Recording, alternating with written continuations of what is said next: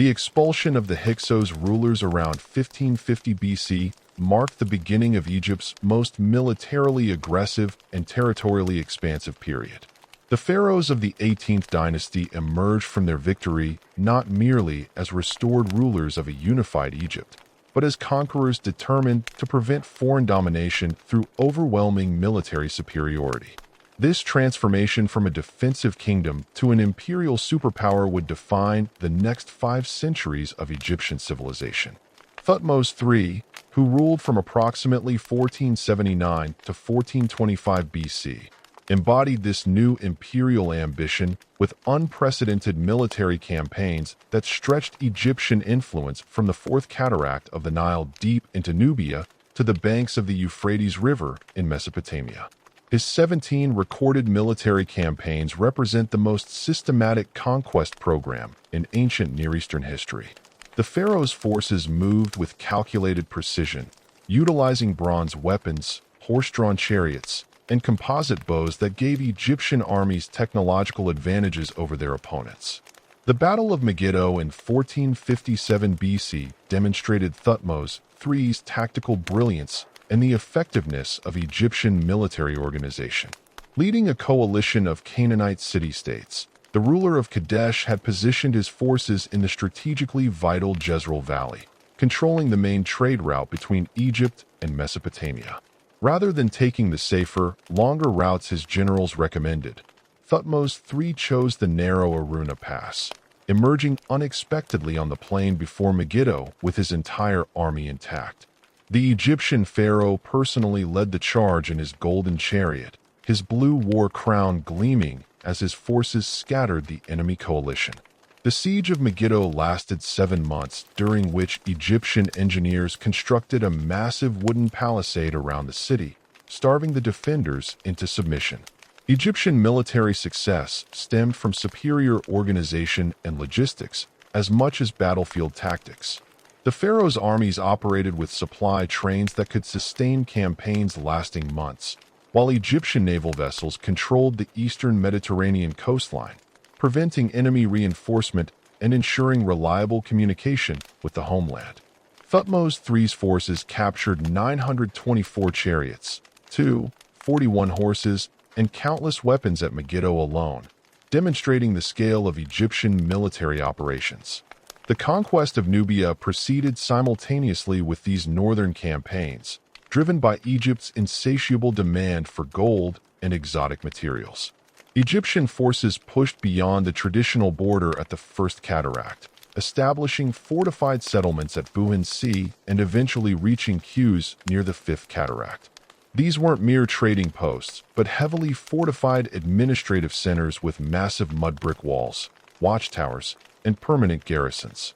The fortress at Buhan covered over 13,000 square mi, its walls rising 11 m high and 5 m thick with elaborate gate systems and defensive towers positioned to provide overlapping fields of fire.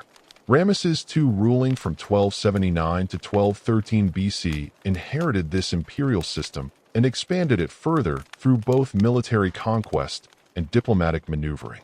His reign of 66 years allowed for sustained imperial policies that consolidated Egyptian control over territories from Nubia to the Levant. The pharaoh's military campaigns against the Hittite Empire culminated in the Battle of Kadesh around 1274 BC, where an estimated 5,000 Egyptian chariots and 20,000 infantry faced a comparable Hittite force in the largest chariot battle of the ancient world. The battle itself revealed both Egyptian military capabilities and the challenges of maintaining imperial control at such distances from the homeland. Ramesses II had divided his army into 4 divisions named after major Egyptian deities Amun, Ra, Peter, and Seth. The pharaoh personally commanded the Amun division, advancing ahead of his main force when Hittite intelligence deceived him about enemy positions. Muwatalli II, the Hittite king, had concealed his main army behind the city of Kadesh, launching a devastating chariot attack that scattered the Ra division and threatened to destroy the Egyptian expedition entirely. Only the timely arrival of Egyptian reinforcements and Ramesses II's personal leadership prevented complete disaster. Contemporary reliefs show the pharaoh standing alone in his chariot, his powerful bow drawn as enemy chariots swirl around him, his horses rearing as arrows fill the air. While Egyptian propaganda claimed total victory, the strategic situation remained unchanged, with neither empire able to decisively defeat the other at such distances from their respective heartlands. This military stalemate led to the world's first recorded peace treaty between major powers around 1259 BC.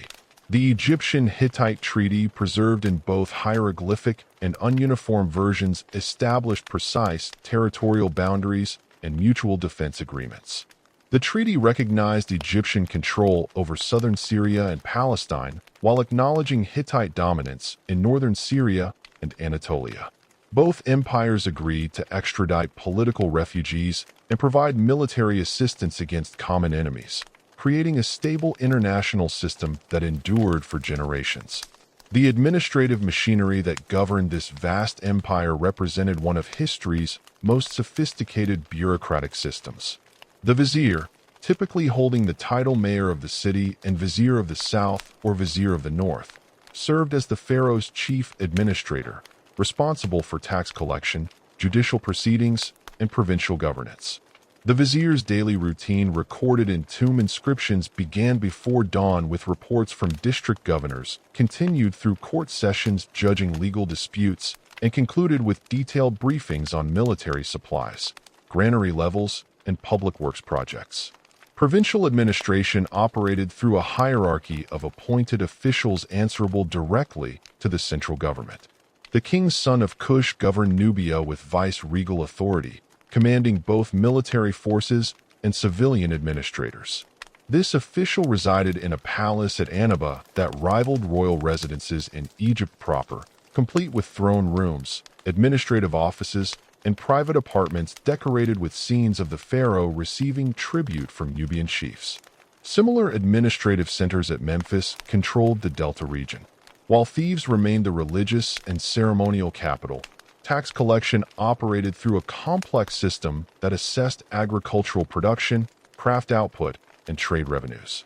Royal scribes conducted annual censuses, counting livestock, measuring field boundaries, and recording population figures with mathematical precision. The famous Wilborber papyrus from the reign of Ramesses V provides detailed records of land holdings in Middle Egypt, listing individual farmers, their plot sizes, and tax obligations calculated to the fraction of a grain measure. This bureaucratic thoroughness enabled the central government to extract resources efficiently while maintaining detailed records of imperial finances. The economic foundation of New Kingdom prosperity rested on three primary sources: Nubian gold production, Near Eastern trade networks, and tributary payments from vassal states. The gold mines of the Eastern Desert and Nubia operated on an industrial scale, with thousands of workers extracting or under military guard. The Turin papyrus map, dating to Ramesses the Fall's reign, shows detailed geological surveys of mining regions, complete with topographical features, well locations, and processing facilities. These mines produced an estimated 1,000 kilograms of gold annually during peak periods, providing the pharaoh with unprecedented wealth for military campaigns and monumental construction. Trade networks extended Egyptian commercial influence throughout the known world. Egyptian merchants operated permanent establishments in Ugarit, Byblo, and other Levantine ports, exchanging manufactured goods, papyrus, and linen for cedarwood, silver, and exotic materials. The Amina letters reveal the complexity of these commercial relationships, with vassal rulers requesting specific Egyptian products while offering local specialties in return. The ruler of Wallachia regularly shipped copper to Egypt, while Assyrian kings sought Egyptian gold and ivory for their palace decorations. The Amina letters discovered in the ruins of Akhetadan provide unprecedented insight into New Kingdom diplomacy and international relations. These cuneiform tablets, written in Attian as the diplomatic language of the ancient Near East, document correspondence between Egyptian pharaohs and rulers throughout the region. The letters reveal a sophisticated system of international relations based on mutual recognition, gift exchange, and carefully negotiated agreements. Diplomatic course, these marriages weren't merely ceremonial, but created lasting political bonds between royal families.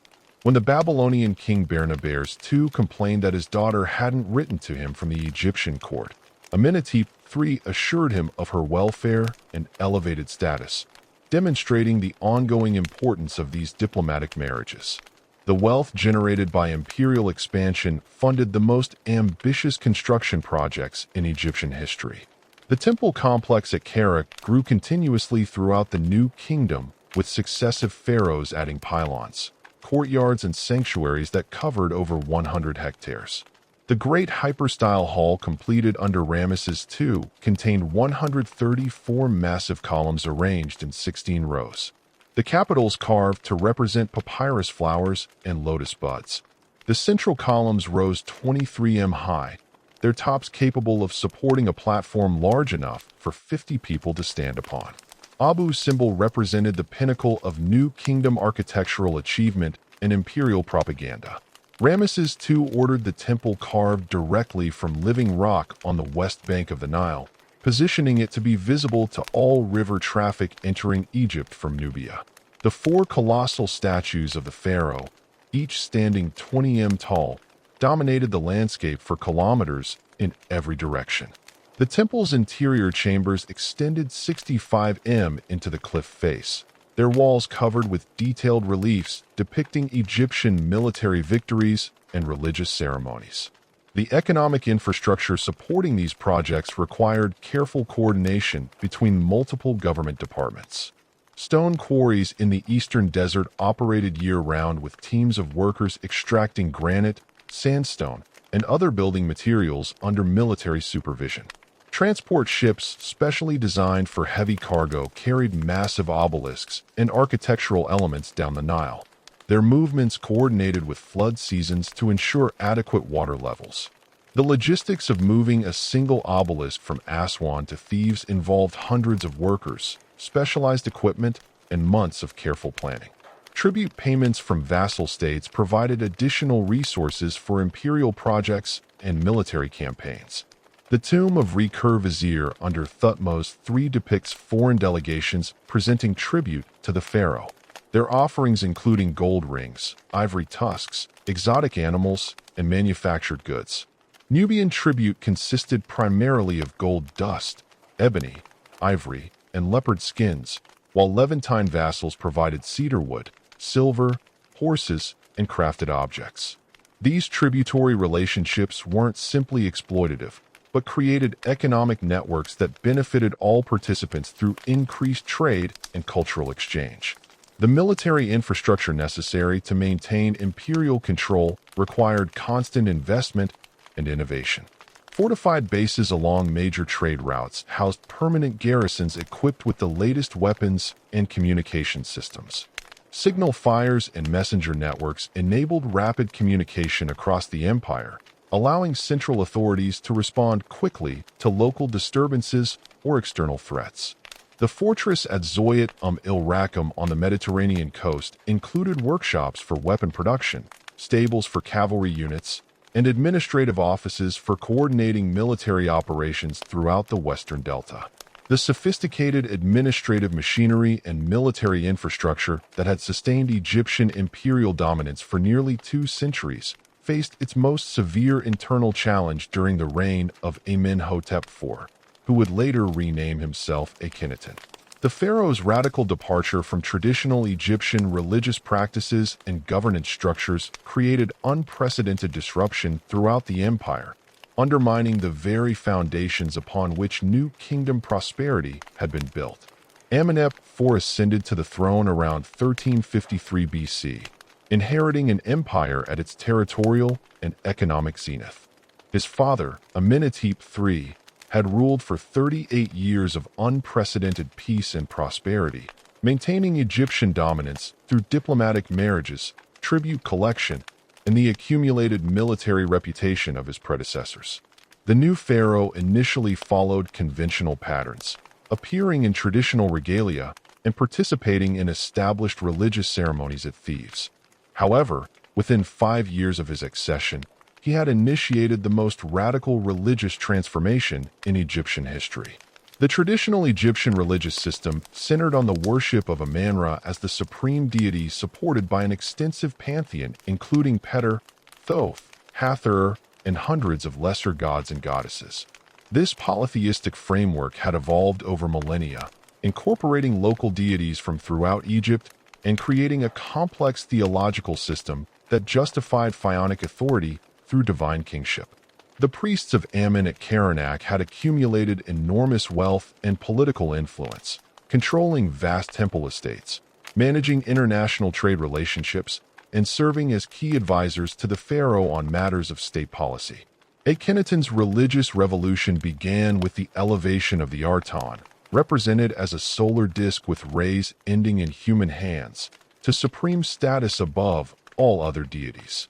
Initially, this appeared to be merely another example of pharaonic preference for a particular god, similar to earlier rulers who had promoted their favored deities while maintaining the traditional pantheon. However, by his sixth regal year, Akhenaten had declared the Aten to be the sole legitimate deity, ordering the closure of traditional temples and the cessation of worship for all other gods. The theological implications of this transformation extended far beyond religious practice into the fundamental structure of Egyptian society and governance. Traditional Egyptian religion provided the ideological framework that justified pharaonic authority, with the king serving as the earthly representative of the gods and the intermediary between divine and human realms. The complex mythology surrounding Osiris, Isis, and Horus established the pharaoh's divine nature through his identification with Horus, while the elaboratory practices centered on Osiris worship guaranteed eternal life for both rulers and subjects. Atonism rejected these fundamental concepts, presenting the Aten as a universal deity accessible only through Akhenaten himself. The pharaoh claimed exclusive communication with the Aten, positioning himself as the sole intermediary between the god and humanity. This theological innovation eliminated the traditional priestly hierarchy that had mediated between gods and worshippers for thousands of years, concentrating all religious authority in the person of the pharaoh while simultaneously undermining the mythological foundations of divine kingship. The economic consequences of this religious transformation proved immediately devastating to established institutions throughout Egypt.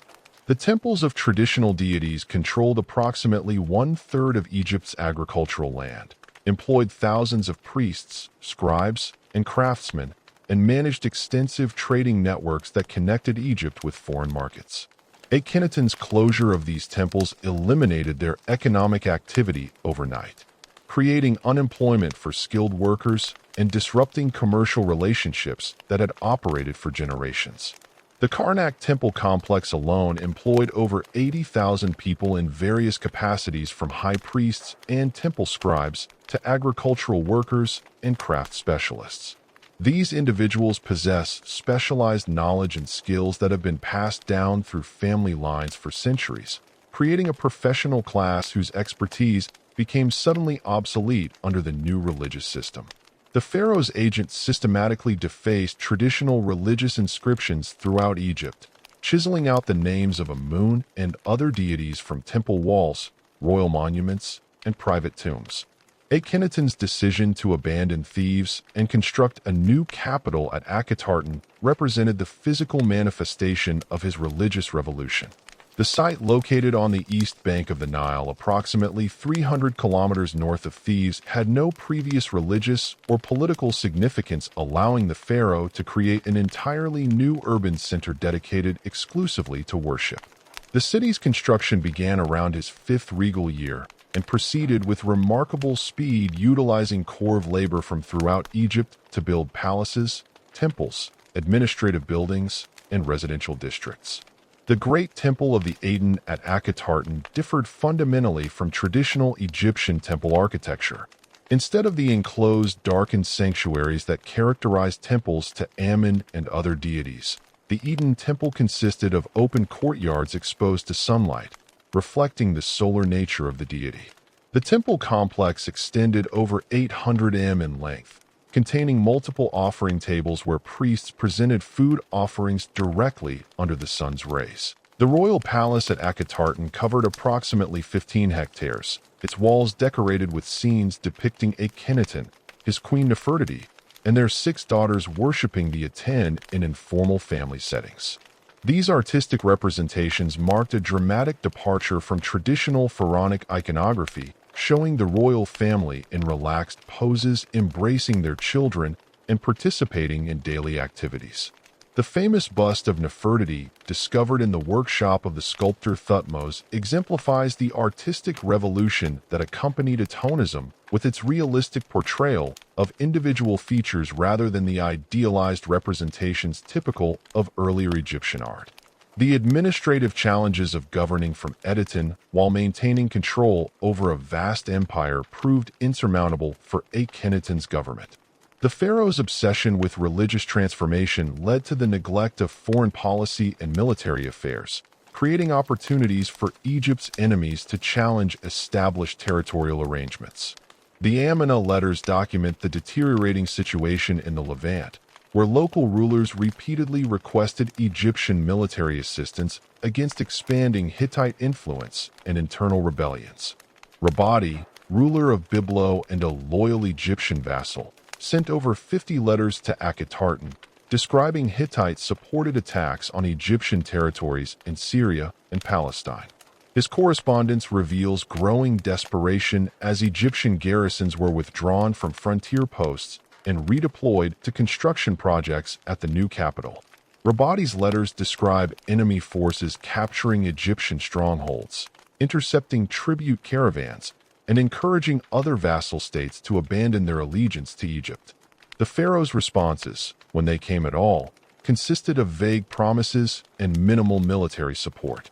The collapse of Egyptian authority in the Levant had immediate economic consequences for the empire. Tribute payments from Syrian and Palestinian vassals ceased as local rulers either joined anti-Egyptian coalitions or were conquered by Hittite-supported forces.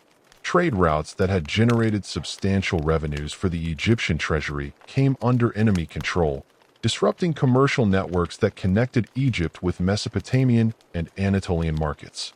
The loss of these revenues occurred precisely when the pharaoh's construction projects at Akhenaten demanded enormous financial resources. Akhenaten's religious policies also created internal resistance from traditional Egyptian elites who had built their careers and fortunes within the established religious system. The powerful priesthood of Amun at Thebes possessed extensive political connections throughout the government bureaucracy, the military officer corps, and provincial administration.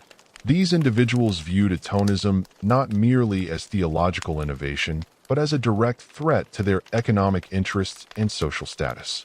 The pharaoh's response to this opposition involved systematic purges of government officials suspected of maintaining loyalty to traditional religious practices. Archaeological evidence from Achatartan suggests that many high-ranking officials relocated to the new capital under compulsion rather than choice, abandoning established estates and social networks in Thebes and Memphis. The disruption of these administrative relationships weakened the government's ability to collect taxes, maintain public order, and coordinate military operations. Military commanders faced particular difficulties under the new system. As traditional Egyptian military ideology incorporated religious elements that Atonism rejected, Egyptian soldiers had traditionally fought under the protection of specific deities, carrying standards depicting gods associated with their units, and participating in religious ceremonies before major campaigns. The elimination of these practices undermined military morale and unit cohesion, contributing to the empire's military difficulties in foreign territories. The succession crisis that began during Akhenaten's final years reflected the broader institutional breakdown caused by his religious revolution. The pharaoh's heir apparent, a shadowy figure known as Smenkhkarta, appears to have ruled briefly as co-regent before disappearing from historical records around 1336 BC. The circumstances surrounding Smenkhkarta's reign remain unclear, with some evidence suggesting he attempted to restore traditional religious practices while maintaining Akhenaten's theological innovations. Tutankhamun, who ascended to the throne as a child of approximately 9 years, inherited an empire in crisis. The young pharaoh's reign began at Akhenaten under the guidance of powerful advisors, including Ehud served in Akhenaten's administration and Horemheb, a military commander who had maintained Egyptian positions in the Levant during the worst period of imperial decline. These regents faced the enormous challenge of restoring governmental functionality while managing the religious and political consequences of Akhenaten's revolution. The restoration process began with Tutankhamun's return to Thebes and the systematic reopening of traditional temples throughout Egypt. The young pharaoh's restoration stellar discovered at Karnak describes the deplorable condition of Egypt's religious institutions. Temples abandoned, their roofs collapsed, their courtyards overgrown with weeds, and their priestly personnel scattered. The document presents the restoration as a divine mandate to repair the damage caused by the preceding reign's religious policies. The economic aspects of restoration required careful negotiation between competing interests.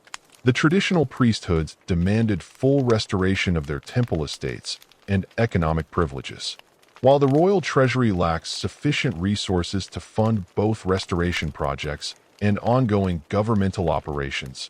Tutankhamun's administration developed a compromise solution that restored temple operations while maintaining royal control over their most valuable assets, particularly gold mines and international trading relationships. The systematic destruction of Amena period records began during Tutankhamun's reign and intensified under his successors. Royal agents removed Akhenaten's name from king lists, defaced his monuments, and dismantled buildings at Akhenaten for use in construction projects elsewhere. This damnatio memorialia extended to other members of Akhenaten's family, with Nefertiti and Smenkhare disappearing from official records as thoroughly as if they had never existed. I's brief reign of 4 years continued the restoration process while consolidating the political changes initiated under Tutankhamun. As an elderly courtier who had served both Amenhotep III and Akhenaten, I possessed detailed knowledge of pre-revolution administrative procedures and international relationships. His correspondence with foreign rulers preserved in fragmentary form demonstrates efforts to restore Egypt's diplomatic credibility and rebuild the tributary relationships that had sustained imperial prosperity. The military situation required immediate attention as Hittite forces continued expanding into territories that Egypt had controlled for over a century.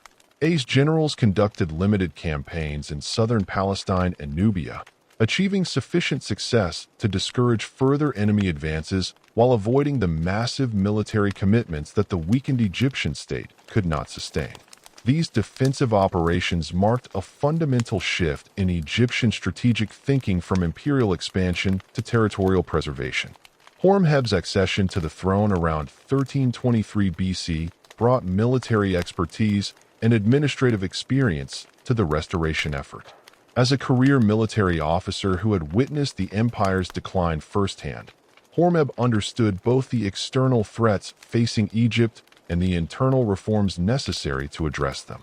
His Edict of Horem, inscribed on a stellar at Karnak, outlines comprehensive administrative reforms designed to eliminate the corruption and inefficiency that had developed during the Amena period. The edict addresses specific problems that had emerged during the preceding decades. Military officers extorting supplies from civilian populations, tax collectors embezzling revenues, and court officials accepting bribes for favorable legal decisions. Horem solutions involve the establishment of new oversight mechanisms, the creation of appellate courts to review local judicial decisions, and the implementation of standardized procedures for tax collection and military supply procurement. The cultural impact of the Amena period extended beyond immediate political and economic consequences to influence Egyptian artistic expression, architectural design, and literary production for generations. The realistic artistic style developed under Akhenaten continued to influence royal portraiture, while the open temple architecture pioneered at Akhenaten appeared in later construction projects. However, the theological innovations of atonism disappeared completely, leaving no trace in subsequent Egyptian religious development. The international consequences of Egypt's internal crisis permanently altered the balance of power in the ancient Near East. The Hittite Empire expanded its influence throughout Syria and northern Palestine, establishing client kingdoms that blocked Egyptian access to Mesopotamian trade routes. Assyria exploited Egyptian weakness to extend its control over territories in the upper Euphrates region, while Nubian vassals began asserting greater independence from central authority. These territorial losses reduced Egypt's tribute income and eliminated strategic positions that had been essential for maintaining imperial dominance. The restoration efforts of Horeb and his successors had stabilized Egypt's internal administration and restored some measure of imperial prestige. But by 1200 BC, a far more devastating threat emerged from the northern waters of the eastern Mediterranean. The Sea Peoples, as Egyptian scribes would later identify them, represented not a single unified force, but a confederation of maritime raiders whose coordinated attacks would shatter the established order throughout the ancient world. Their invasions coincided with the broader phenomenon historians term the Bronze Age collapse, a catastrophic period that witnessed the destruction of major civilizations from Greece to Mesopotamia. The first Egyptian encounters with these seaborne invaders occurred during the reign of Manpa, son and successor of Ramesses II. Around 1208 BC, Egyptian frontier posts in the western delta reported massive population movements along the Mediterranean coast, with displaced peoples moving eastward in unprecedented numbers. These weren't typical nomadic migrations, but organized movements involving entire populations traveling with their families, livestock, and portable possessions in ox-drawn carts, accompanied by fleets of ships carrying armed warriors. Manpa's scribes recorded the names of these foreign groups with careful attention to their distinctive characteristics and origins. The Sharon, recognizable by their distinctive horned helmets and round shields, had previously served as mercenaries in Egyptian armies, but now appeared as hostile invaders. The Luca, originating from the Anatolian coast, brought expertise in naval warfare and siege techniques that posed unprecedented challenges to Egyptian defensive preparations. The Tertia, possibly related to later Etruscan populations, demonstrated sophisticated metallurgical knowledge and advanced weapon-making capabilities. The Libyan Confederation that threatened Egypt's western borders had incorporated substantial numbers of these sea peoples, creating a formidable alliance that combined traditional desert warfare tactics with advanced maritime technology. The Libyan king Marura assembled a force estimated at over 20,000 warriors, including 2,600 Sharon, 2,200 shekels, and smaller contingents of other Sea Peoples groups. This coalition possessed bronze weapons superior to many Egyptian armaments, composite bows with greater range and accuracy than standard Egyptian models, and tactical knowledge gained from campaigns throughout the Mediterranean. The decisive confrontation occurred near Pega in the western delta, where Manpa's forces engaged the invading coalition in a battle that lasted 6 hours and resulted in over 6,000 enemy casualties. Egyptian records describe the pharaoh personally leading his chariot forces in repeated charges against enemy formations, his golden armor gleaming as arrows darkened the sky above the battlefield. The Egyptian victory proved decisive but costly, with substantial losses among elite chariot units and evidence that only superior numbers and defensive positions had prevented Egyptian defeat. The captured enemy equipment revealed technological innovations that concerned Egyptian military commanders. Sea Peoples warriors carried iron weapons alongside traditional bronze armaments, demonstrating knowledge of metallurgical techniques that Egyptian smiths had not yet mastered. Their ships, constructed with advanced joinery methods and equipped with bronze-reinforced rams for naval combat, represented maritime technology superior to Egyptian river vessels. Most disturbing interrogated prisoners described the complete destruction of major cities throughout the Aegean and Anatolian regions, suggesting that these invasions were symptoms of a broader civilizational collapse. Archaeological evidence from sites throughout the eastern Mediterranean confirms the catastrophic nature of these population movements. The great palace centers of Mycenaean Greece, including Pylos, Turin, and Mycenae itself, show clear signs of violent destruction around 1200 BC. These weren't isolated raids, but systematic attacks that eliminated entire administrative systems, destroyed written records, and scattered populations across vast distances. The Linear B tablets from Pylos record desperate preparations for siege, including orders to coastal watchers and the mobilization of bronzomyths to produce weapons before the site's final destruction. The Hittite Empire, Egypt's primary rival for control of Syrian territories, faced even more devastating attacks from multiple directions. Hattusa, the Hittite capital, suffered complete destruction around 1180 BC. Its massive fortifications breached, and its palace complex burned so thoroughly that the conflagration melted bronze artifacts and cracked stone foundations. Hittite records from the empire's final years describe coordinated attacks by land and sea, with enemy forces appearing simultaneously along the Anatolian coast and advancing overland through the Caucasus Mountains.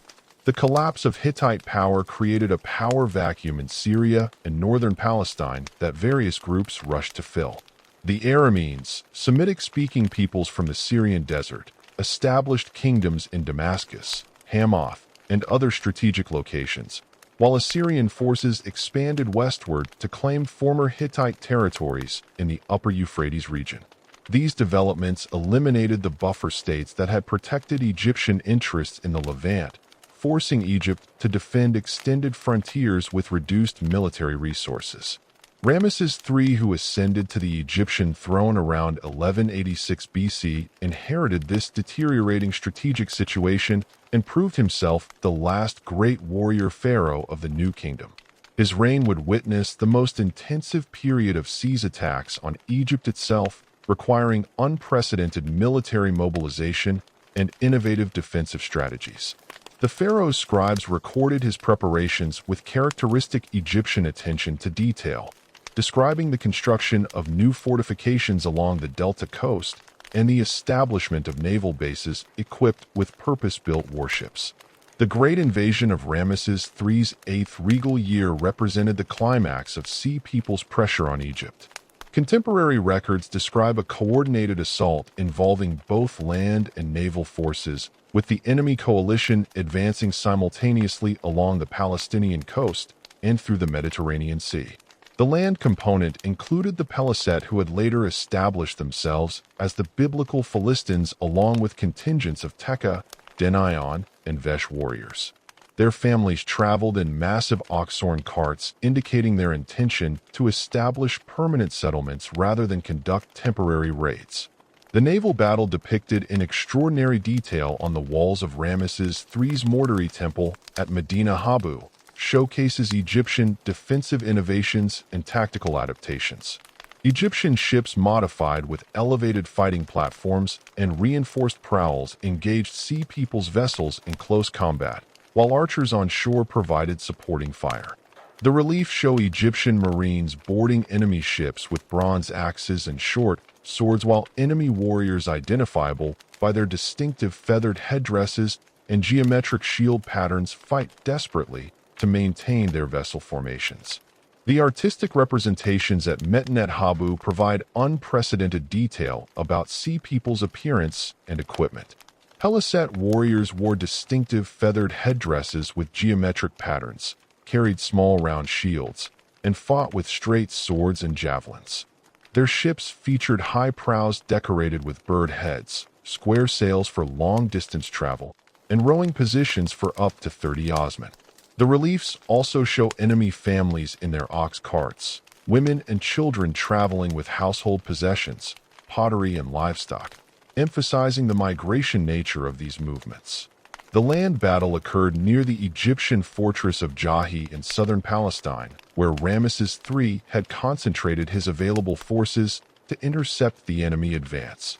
Egyptian records claim total victory with over 12,500 enemy casualties and the capture of numerous prisoners who were subsequently settled in Egyptian territory as agricultural workers and military colonists.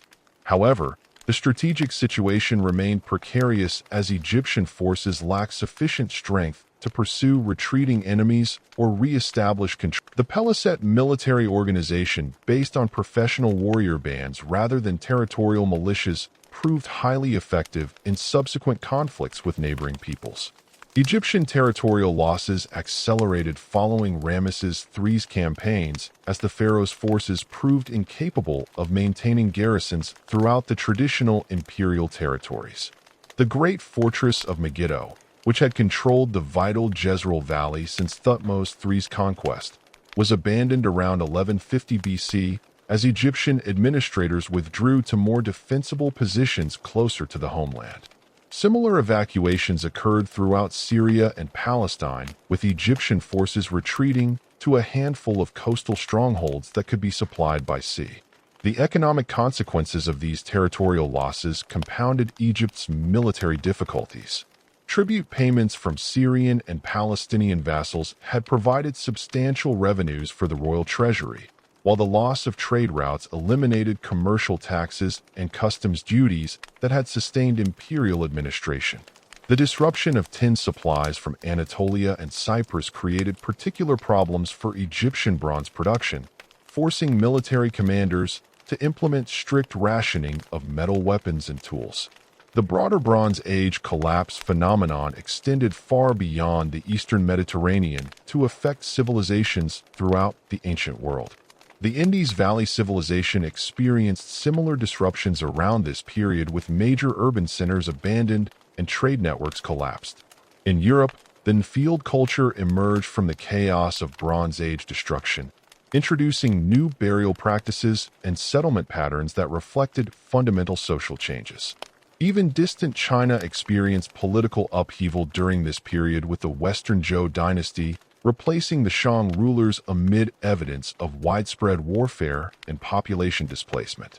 The causes of this civilizational collapse remain subjects of scholarly debate, with proposed explanations ranging from climate change and natural disasters to technological innovations and social revolutions. Paleoclimatic evidence suggests that the Eastern Mediterranean experienced severe drought conditions around 1200 BC, potentially disrupting agricultural production and forcing population movements.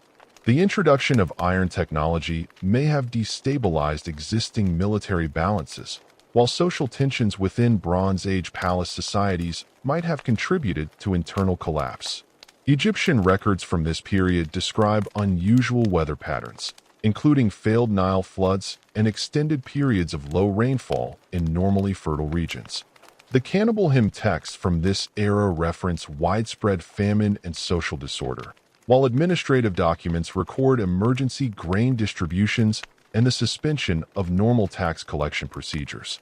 These internal difficulties coincided with external military pressures, creating a crisis that stretched Egyptian administrative capabilities beyond their limits.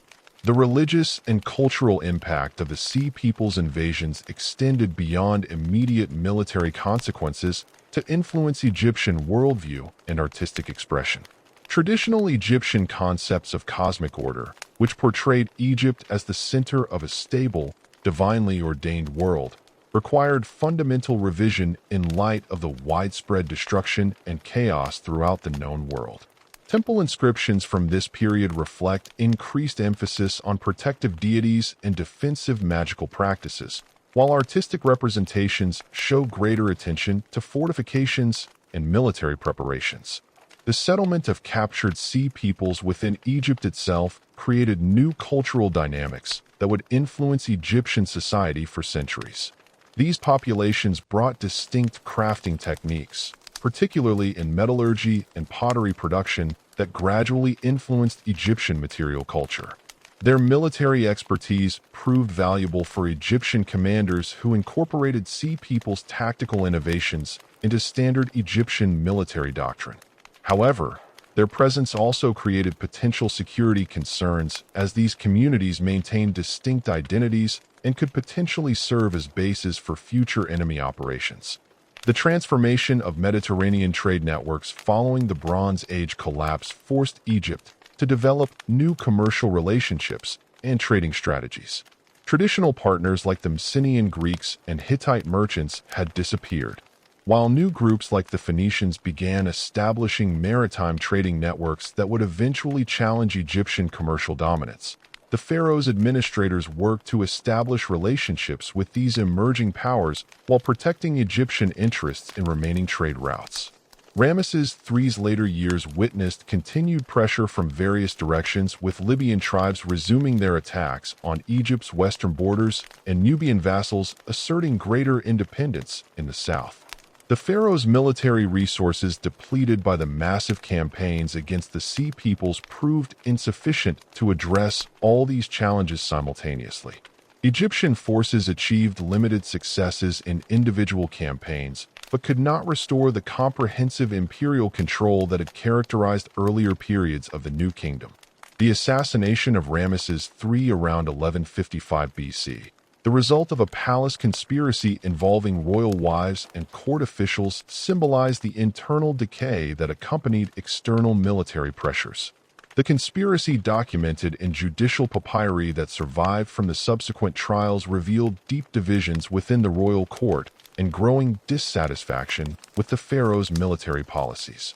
The successful elimination of the pharaoh demonstrated that even the most fundamental institutions of Egyptian monarchy had been weakened by the ongoing crisis. The death of Ramesses II around 1077 BC marked the end of unified pharaonic authority that had governed Egypt for over 15 centuries. The last ruler of the 20th dynasty died in Memphis, while actual control over southern Egypt rested with Herhor, the high priest of Amun at Thebes, who had assumed royal prerogatives, including the right to enclose his name in cartes and date official documents to his own regal years. This unprecedented division of royal authority between the nominal pharaoh in the north and the Thean priesthood in the south established a pattern of political fragmentation that would characterize Egyptian governance for the next 4 centuries. The emergence of dual authority centers reflected fundamental changes in Egypt's economic and administrative structures that had developed during the later New Kingdom. The Thean priesthood had accumulated enormous wealth through temple endowments, foreign tribute, and control over Nubian gold mines, creating an independent power base that rivaled royal authority. The priests controlled vast agricultural estates throughout Upper Egypt, maintained their own military forces, and conducted diplomatic relations with Nubian rulers without reference to the northern court. By Ramesses II's final years, the high priest of Amun effectively governed all territory south of Memphis as an autonomous ruler. Smenders, who established the 21st dynasty at Tanis around 1077 BC, inherited control over Lower Egypt and the Delta region, but lacked the resources to challenge Thean independence. The new pharaoh ruled from Tanis rather than the traditional capitals of Memphis or Thebes, reflecting both the practical limitations of his authority and the strategic importance of the northeastern delta for defending against Asiatic invasions. Tanis had served as a military base during the Ramesside period, its location near the Ptolemaic branch of the Nile providing access to Mediterranean trade routes while maintaining defensive positions against potential threats from Palestine. The archaeological remains at Tanis reveal the reduced circumstances of 21st dynasty pharaohs compared to their New Kingdom predecessors. The royal tombs constructed within the temple precinct rather than in separate necropolises utilized recycled blocks and architectural elements from earlier monuments. Susan I, who ruled from approximately 1047 to 1001 BC, was buried in a silver coffin placed within a granite sarcophagus originally carved for a 19th dynasty official. His horary equipment, while rich in precious metals, lacked the artistic sophistication and monumental scale that had characterized royal burials during Egypt's imperial period. The Thean rulers maintained the fiction of subservience to the Tanite pharaohs through carefully crafted diplomatic protocols that acknowledged northern supremacy while preserving southern autonomy. Official documents from Thebes dated events to both the high priest's tenure and the reigning pharaoh's regal years, creating a complex chronological system that reflected the political reality of divided authority. Marriage alliances between the royal families of Tanis and the priestly dynasties of Thebes provided additional legitimacy for this arrangement while preventing open conflict between the two power centers. Penugemer, who served as high priest of Ammon from approximately 1070 to the economic foundation of this divided authority rested on the control of specific revenue sources that had sustained Egyptian prosperity during the imperial period. The Tanite pharaohs controlled the delta's agricultural production, Mediterranean trade routes, and whatever remained of Egypt's Asiatic territories, while the Thean priesthood managed Upper Egyptian agriculture, Nubian gold extraction, and the extensive temple estates that generated substantial annual revenues. This division created two competing economic systems within Egypt, each capable of sustaining independent political authority, but neither possessing the resources necessary to reunify the kingdom by force. The gradual infiltration of Libyan populations into the Delta region during the late New Kingdom accelerated under the weakened central authority of the 21st dynasty. These weren't violent invasions, but systematic settlement processes involving Libyan tribal groups who had served as mercenaries in Egyptian armies and gradually established permanent communities throughout Lower Egypt. The Meshu and Lebu tribes originally from the western desert regions brought distinct cultural practices, military traditions, and political organizations that would fundamentally alter Egyptian society. Libyan military organization differed significantly from traditional Egyptian systems, emphasizing tribal loyalty and personal relationships between warriors and their chiefs rather than the bureaucratic hierarchies that had characterized pharaonic armies. Libyan warriors fought with distinctive weapons, including curved swords, small round shields, and composite bows, while their leaders wore elaborate feathered headdresses and ornamental clothing that distinguished them from Egyptian officials.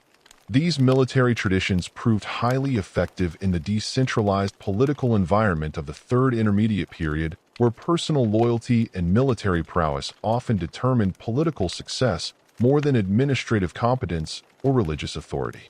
The rise of Shashankan around 945 BC marked the beginning of Libyan political dominance in Egypt, though his accession represented the culmination of gradual processes rather than sudden conquest. Shashank belonged to a Libyan family that had served Egyptian pharaohs for several generations, accumulating wealth and political connections through military service and strategic marriages with Egyptian noble families. His uncle Osiron the Elder had briefly ruled as pharaoh during the late 21st dynasty, establishing precedents for Libyan participation in royal succession that Shashank would exploit more successfully. The 22nd dynasty established by Shashank represented a synthesis of Libyan and Egyptian political traditions that created new forms of governance adapted to Egypt's changed circumstances. Shashank maintained traditional pharaonic titles and religious ceremonies, while incorporating Libyan tribal structures into his administration.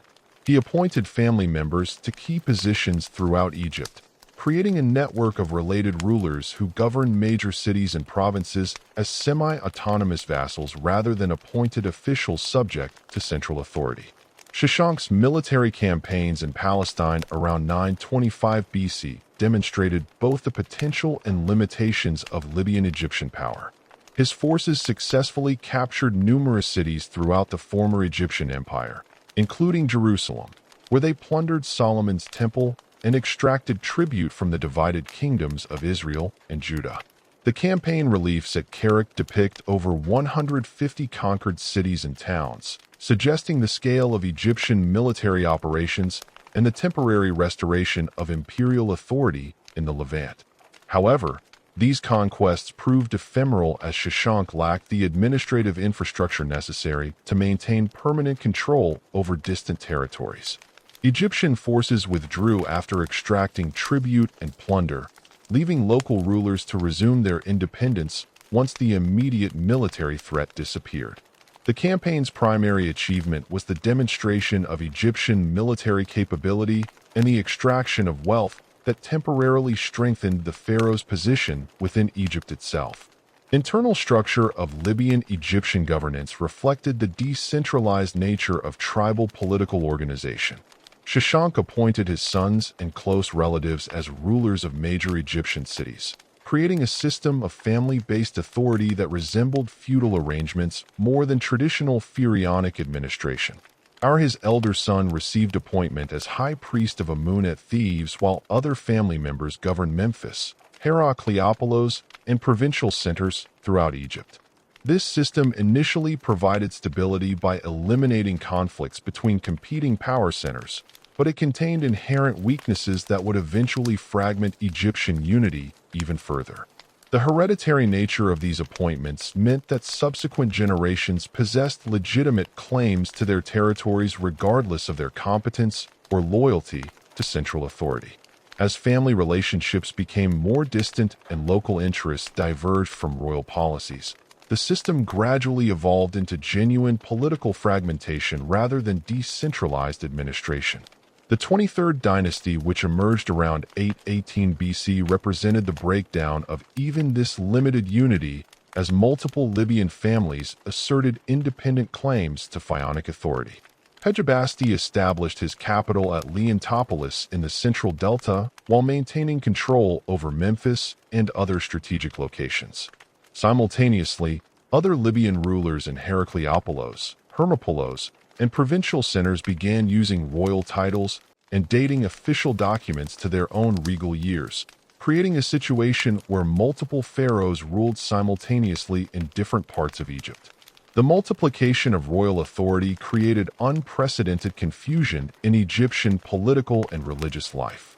Traditional concepts of pharaonic divinity, which had always assumed a single legitimate ruler serving as the earthly representative of the gods, required fundamental revision when multiple individuals claimed identical divine status.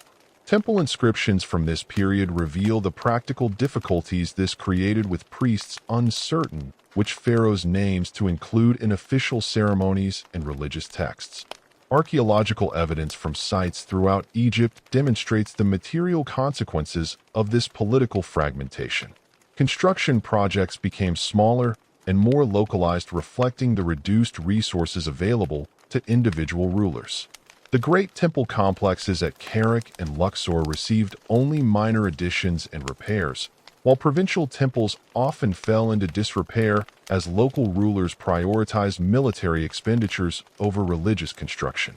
Artistic quality declined significantly, with royal monuments displaying crude workmanship and simplified iconographic programs that reflected reduced access to skilled craftsmen and precious materials. Economic disruption caused by political fragmentation extended beyond construction projects to affect Egypt's fundamental productive capacity. The Nile flood monitoring system, which had operated continuously since the Old Kingdom to predict agricultural yields and coordinate irrigation projects, broke down as competing authorities failed to maintain the network of niometers and communication systems.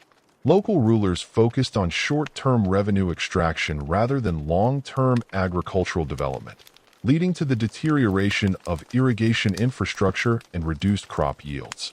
Trade relationships with foreign partners suffered similar disruption, as Egyptian merchants could no longer guarantee safe passage through territories controlled by competing pharaohs.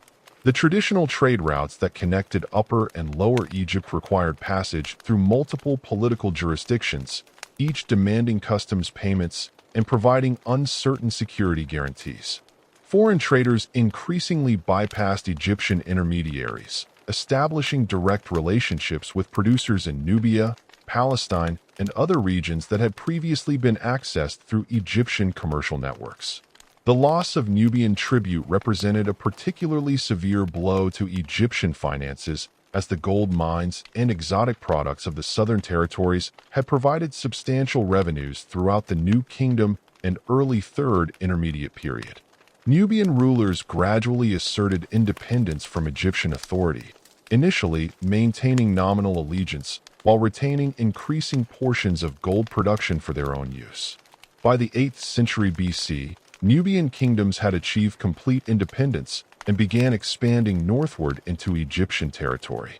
The 24th dynasty, established by Tefnach around 727 BC in the western delta city of Suez, represented an attempt to restore unified Egyptian authority through military conquest of competing pharaohs. Tefnach had assembled a coalition of delta rulers and launched campaigns against the Libyan pharaohs of Memphis and Heracles, achieving initial successes that suggested the possibility of reunification under Saint leadership. His forces utilized iron weapons and military techniques learned from contact with Assyrian and other Near Eastern armies, providing technological advantages over traditional Egyptian bronze armaments. However, Tefnach's reunification efforts were interrupted by the intervention of Kushite forces under Pia, ruler of the Kingdom of Kush centered at Napata near the Fourth Cataract. Pia's invasion of Egypt around 720 BC represented the reversal of traditional power relationships between Egypt and Nubia, as the southern kingdom had developed superior military organization and economic resources during Egypt's period of fragmentation. The Kushite ruler claimed legitimate authority over Egypt as the heir to pharaonic traditions that the northern rulers had allegedly abandoned. The fragmentation of Egypt during the Third Intermediate Period created opportunities for external intervention that would have been impossible during periods of unified pharaonic authority. Assyrian forces under Tiglath-Pileser III and his successors conducted regular campaigns in Palestine and Syria, gradually extending their influence toward Egyptian borders. The weakened Egyptian kingdoms proved incapable of effective resistance to Assyrian expansion, with some rulers even seeking Assyrian protection against their Egyptian rivals.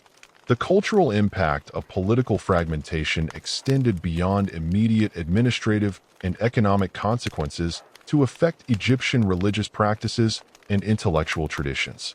The breakdown of centralized authority eliminated the unified educational system that had trained scribes and officials in standardized procedures and knowledge. Regional variations in administrative practices, legal traditions, and religious ceremonies developed as local rulers adapted traditional Egyptian institutions to their specific circumstances and cultural backgrounds. The preservation of Egyptian textual traditions became increasingly problematic as competing royal courts lacked the resources to maintain comprehensive libraries and scriptoria. Many important religious and literary texts survived only in fragmentary form or disappeared entirely during this period, representing a significant loss of cultural knowledge that accumulated over millennia.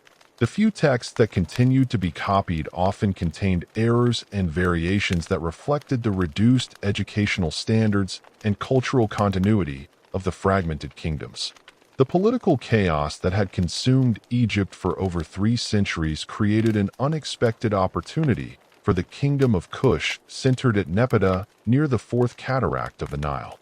While Egyptian pharaohs fought among themselves for control of diminishing territories, Kushite rulers had systematically consolidated their power throughout the southern Nile Valley, developing military capabilities and administrative structures that would soon prove superior to those of their northern neighbors. The Kushite conquest of Egypt represented not merely another episode in the Third Intermediate Period succession of competing dynasties, but a fundamental reversal of the traditional relationship between Egypt and Nubia that had existed since the Middle Kingdom.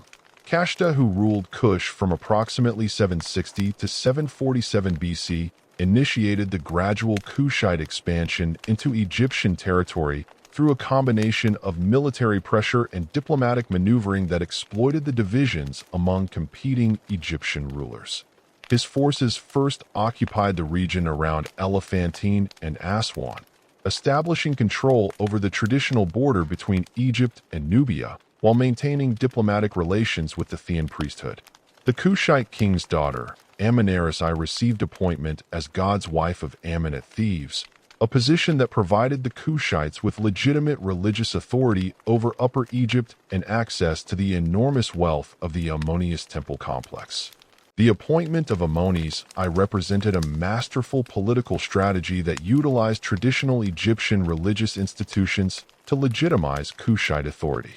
The God's wife of Ammon had emerged during the Third Intermediate Period as one of the most powerful religious positions in Egypt. controlling vast temple estates and serving as the earthly consort of the god Ammonius. The position's holders were required to remain celibate, ensuring that their wealth and authority would pass to adopted successors rather than biological heirs, creating opportunities for political manipulation that Kasha exploited effectively. Pa, who succeeded his father Kasha around 747 BC, inherited a strategic situation that positioned Kush to intervene decisively in Egyptian affairs. The northern pharaohs continued their internecine conflicts with Tinik of Suez, attempting to reunify the Delta region while facing resistance from established Libyan rulers in Memphis and Heracleopolis. Pir's initial response to these northern developments appeared cautious as he consolidated Kushite control over Upper Egypt and strengthened his military forces before committing to major campaigns beyond the traditional borders of his kingdom. The Kushite military organization that Pa inherited and expanded represented a synthesis of traditional Nubian warrior traditions with advanced military technologies acquired through contact with Assyrian, Egyptian, and other Near Eastern armies. Kushite forces utilized iron weapons extensively, providing significant advantages over the bronze armaments that still equipped many Egyptian units. Their cavalry units mounted on horses bred in the grasslands south of the Fifth Cataract possess superior mobility and tactical flexibility compared to the chariot-based forces that remained standard in Egyptian armies. Kushite archers trained from childhood in the use of powerful composite bows had maintained their reputation as the finest bowmen in the ancient world since the Old Kingdom period. These warriors could accurately strike targets at ranges exceeding 200 m, while their arrows, tipped with iron points and fletched with vulture feathers, possessed sufficient penetrating power to pierce bronze armor and wooden shields. Pi's armies included thousands of these elite archers, organized in specialized units that could provide devastating supporting fire for infantry assaults or independent harassment of enemy formations. The religious ideology that justified Kushite expansion into Egypt drew upon centuries of cultural interaction between the two kingdoms, presenting the Kushite rulers as the legitimate heirs to pharaonic authority who would restore proper religious observances that the northern rulers had allegedly abandoned. Pa claimed direct divine appointment by Amun-Ra, whose primary cult center at Jebel Bakel near Napata had served as a major religious site since the New Kingdom period. The Kushite king's inscriptions emphasized his role as the restorer of traditional Egyptian religious practices and the protector of temple estates that had suffered under the competing northern pharaohs. The Great Stellar of Pierre, discovered at Jebel and containing over 150 lines of hieroglyphic text, provides extraordinary detail about the Kushite conquest of Egypt and reveals the complex military and diplomatic strategies that Pio employed. The inscription describes how reports reached the Kushite court about Tenekut's expansion throughout the Delta and his threats to the independence of Upper Egyptian cities that had acknowledged Kushite suzerainty. Pir's initial response involved dispatching military commanders with instructions to halt Tenek's advance while the king completed religious ceremonies at Napata. The first phase of Kushite military intervention focused on securing control over Middle Egypt, where several cities had submitted to Tenek's authority under pressure from his expanding coalition. Mapalos, governed by Namlat, who had initially maintained independence from both northern and southern powers, became a crucial strategic objective due to its location controlling river traffic between Upper and Lower Egypt. The city's massive mud brick walls, reinforced with stone foundations and protected by a series of defensive towers, presented formidable obstacles to besieging forces. Pir's forces employed sophisticated siege techniques that demonstrated their familiarity with contemporary military engineering practices. Kushite engineers constructed massive earthwork ramps against Hermopolos's walls, while specialized units used bronze-tipped rams to breach the fortifications at vulnerable points. The siege lasted several months, during which Kushite forces systematically eliminated the city's external defenses and cut off supply routes that connected Hermopolos with Tinat's forces in the north. The surrender of Hermopolos provided Pa with a strategic base for further operations while demonstrating the effectiveness of Kushite military organization to other Egyptian rulers. Namlot's submission included not only the city itself, but also substantial tribute payments consisting of gold, silver, horses, and cattle that strengthened Peer's resources for continued campaigning. The Kushite king's treatment of the defeated ruler who retained his position under Kushite suzerainty established patterns of clemency and administrative continuity that would characterize the entire conquest. Memphis, the ancient capital of Egypt and the key to controlling the entire Nile Valley, represented Peer's primary strategic objective during the final phase of his campaign. The city's enormous walls, constructed and reinforced over millennia, enclosed an area of approximately 25 kilometers and housed a population exceeding 100,000 inhabitants. The fortress Pia's engineers faced the challenge of breaching fortifications that had withstood numerous attacks throughout Egyptian history, while his logistical specialists managed supply lines extending over 1,000 kilometers from the Kushite homeland. The Kushite king's personal participation in the siege, described in detail on his victory stellar, included direct reconnaissance of the city's defenses and consultation with his military commanders about optimal assault strategies. The successful capture of Memphis resulted from a coordinated attack that combined frontal assaults on the land-facing walls with amphibious operations against the harbor district. Kushite forces constructed a fleet of assault boats capable of carrying armed warriors directly against the city's river-facing fortifications, while simultaneously launching major attacks against the primary gates to prevent the defenders from concentrating their forces. The final assault began before dawn, with Kushite archers providing covering fire as infantry units scaled the walls using rope ladders and grappling hooks.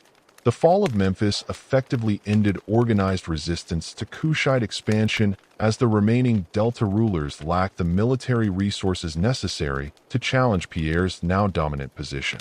Tin himself submitted to Kushite authority, traveling to Memphis to perform the traditional ceremonies of surrender that included prostration before the Kushite king and the payment of substantial tribute. The submission ceremony, depicted in relief sculptures at Jebel Barral, shows Teek approaching Pierre's throne with his hands raised in supplication, while Kushite officials record the tribute payments and oath of allegiance.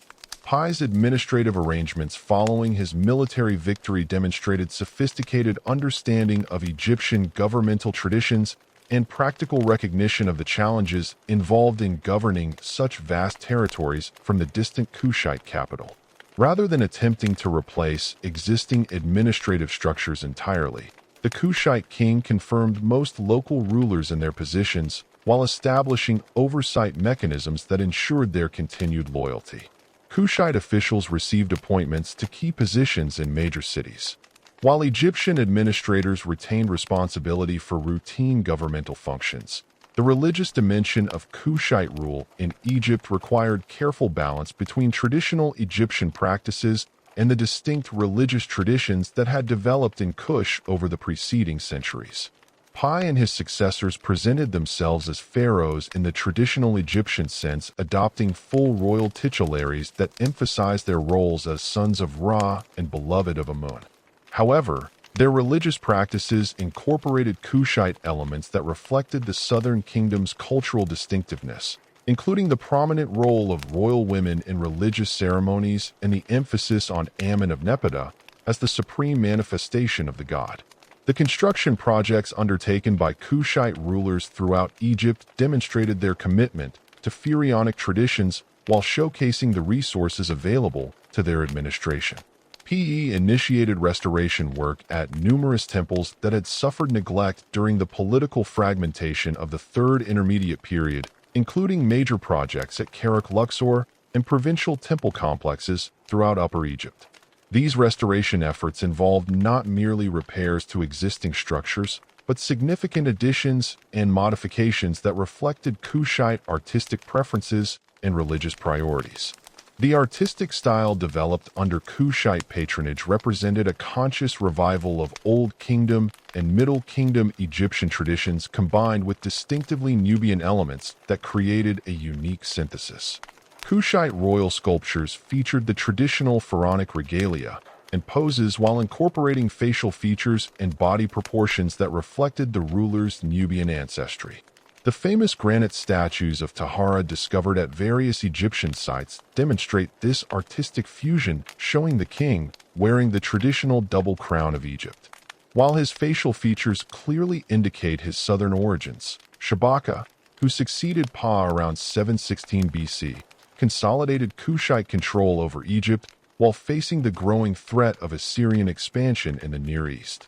The new Kushite pharaoh established his primary residence at Memphis rather than maintaining court at the distant Napata, reflecting the practical necessities of governing Egypt directly while remaining accessible to his northern territories. Shabaka's reign marked the full integration of Egypt into the Kushite Kingdom, with administrative procedures and religious practices standardized throughout the combined realm. The Shabaka stone, a basalt slab containing the text of the Mite theology that Shabaka ordered copied from an ancient papyrus manuscript, exemplifies the Kushite commitment to preserving and reviving Egyptian intellectual traditions. The king's scribes claimed that the original document had been found in poor condition and required immediate copying to prevent its complete loss, suggesting systematic efforts to recover and preserve Egyptian textual heritage that had suffered during the preceding period of political fragmentation. Shabaka's military policies focused primarily on defensive preparations against the expanding Assyrian Empire, which had conquered most of the Levant and posed direct threats to Egyptian security. The Kushite pharaoh strengthened frontier fortifications along the traditional Egyptian borders while establishing diplomatic relationships with Palestinian and Syrian rulers who sought Egyptian support against Assyrian expansion. These diplomatic initiatives represented the revival of Egyptian influence in the Near East after centuries of withdrawal and isolation. The Assyrian threat materialized during the reign of Tahaka, who ruled from approximately 690 to 664 BC and represented the pinnacle of Kushite power in Egypt. Tahaka inherited a unified kingdom that controlled territory from the Sixth Cataract of the Nile to the Mediterranean Sea, with administrative systems that effectively integrated Egyptian and Kushite governmental traditions. His early reign witnessed extensive construction projects throughout Egypt, including major additions to the temple complexes at Kerak and Kawa, while his military forces maintained Egyptian influence throughout Nubia and the Levant. The massive temple construction projects undertaken during Tahara's reign demonstrated the enormous resources available to the Kushite pharaohs and their commitment to traditional Egyptian religious practices. The king's additions to the Karnak temple complex included a series of monumental columns in the Great Court, each standing over 15 m high and decorated with elaborate relief carvings depicting the king performing religious ceremonies before various deities. The construction techniques employed in these projects utilized both Egyptian and Kushite engineering traditions, creating architectural innovations that influenced subsequent building practices. Tahara's pyramid at Nuri, constructed according to traditional Kushite burial practices while incorporating Egyptian architectural elements, symbolized the cultural synthesis that characterized the 25th dynasty. The pyramid's steep angle and relatively modest size reflected Kushite preferences, while the associated mortuary temple and causeway followed Egyptian architectural conventions. The burial chamber contained grave goods that combined Egyptian and Kushite artistic traditions, including Shabi figures carved in traditional Egyptian styles alongside distinctively Nubian ceremonial objects. The Assyrian invasion of Egypt under Isian in 674 BC marked the beginning of the end for Kushite rule, as the Northern Empire possessed military technologies and organizational capabilities that exceeded even the reformed Egyptian armies.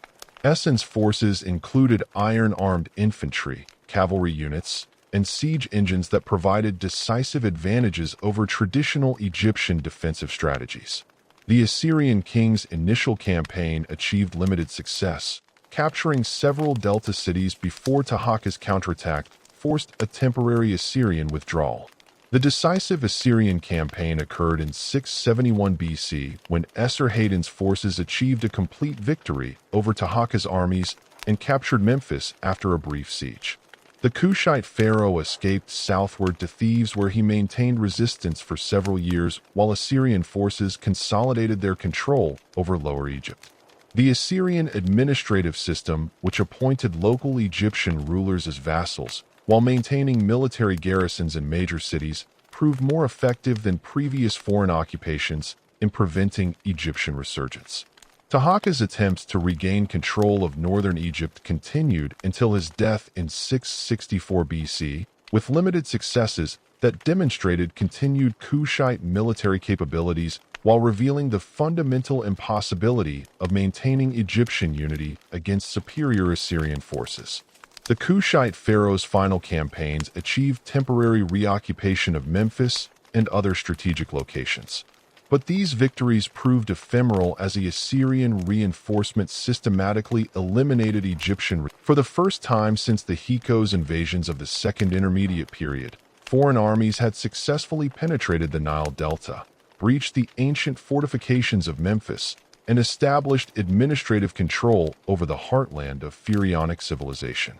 The Assyrian achievement required overcoming military obstacles that had protected Egypt for over a millennium, utilizing siege techniques and organizational capabilities that fundamentally altered the strategic balance throughout the ancient Near East.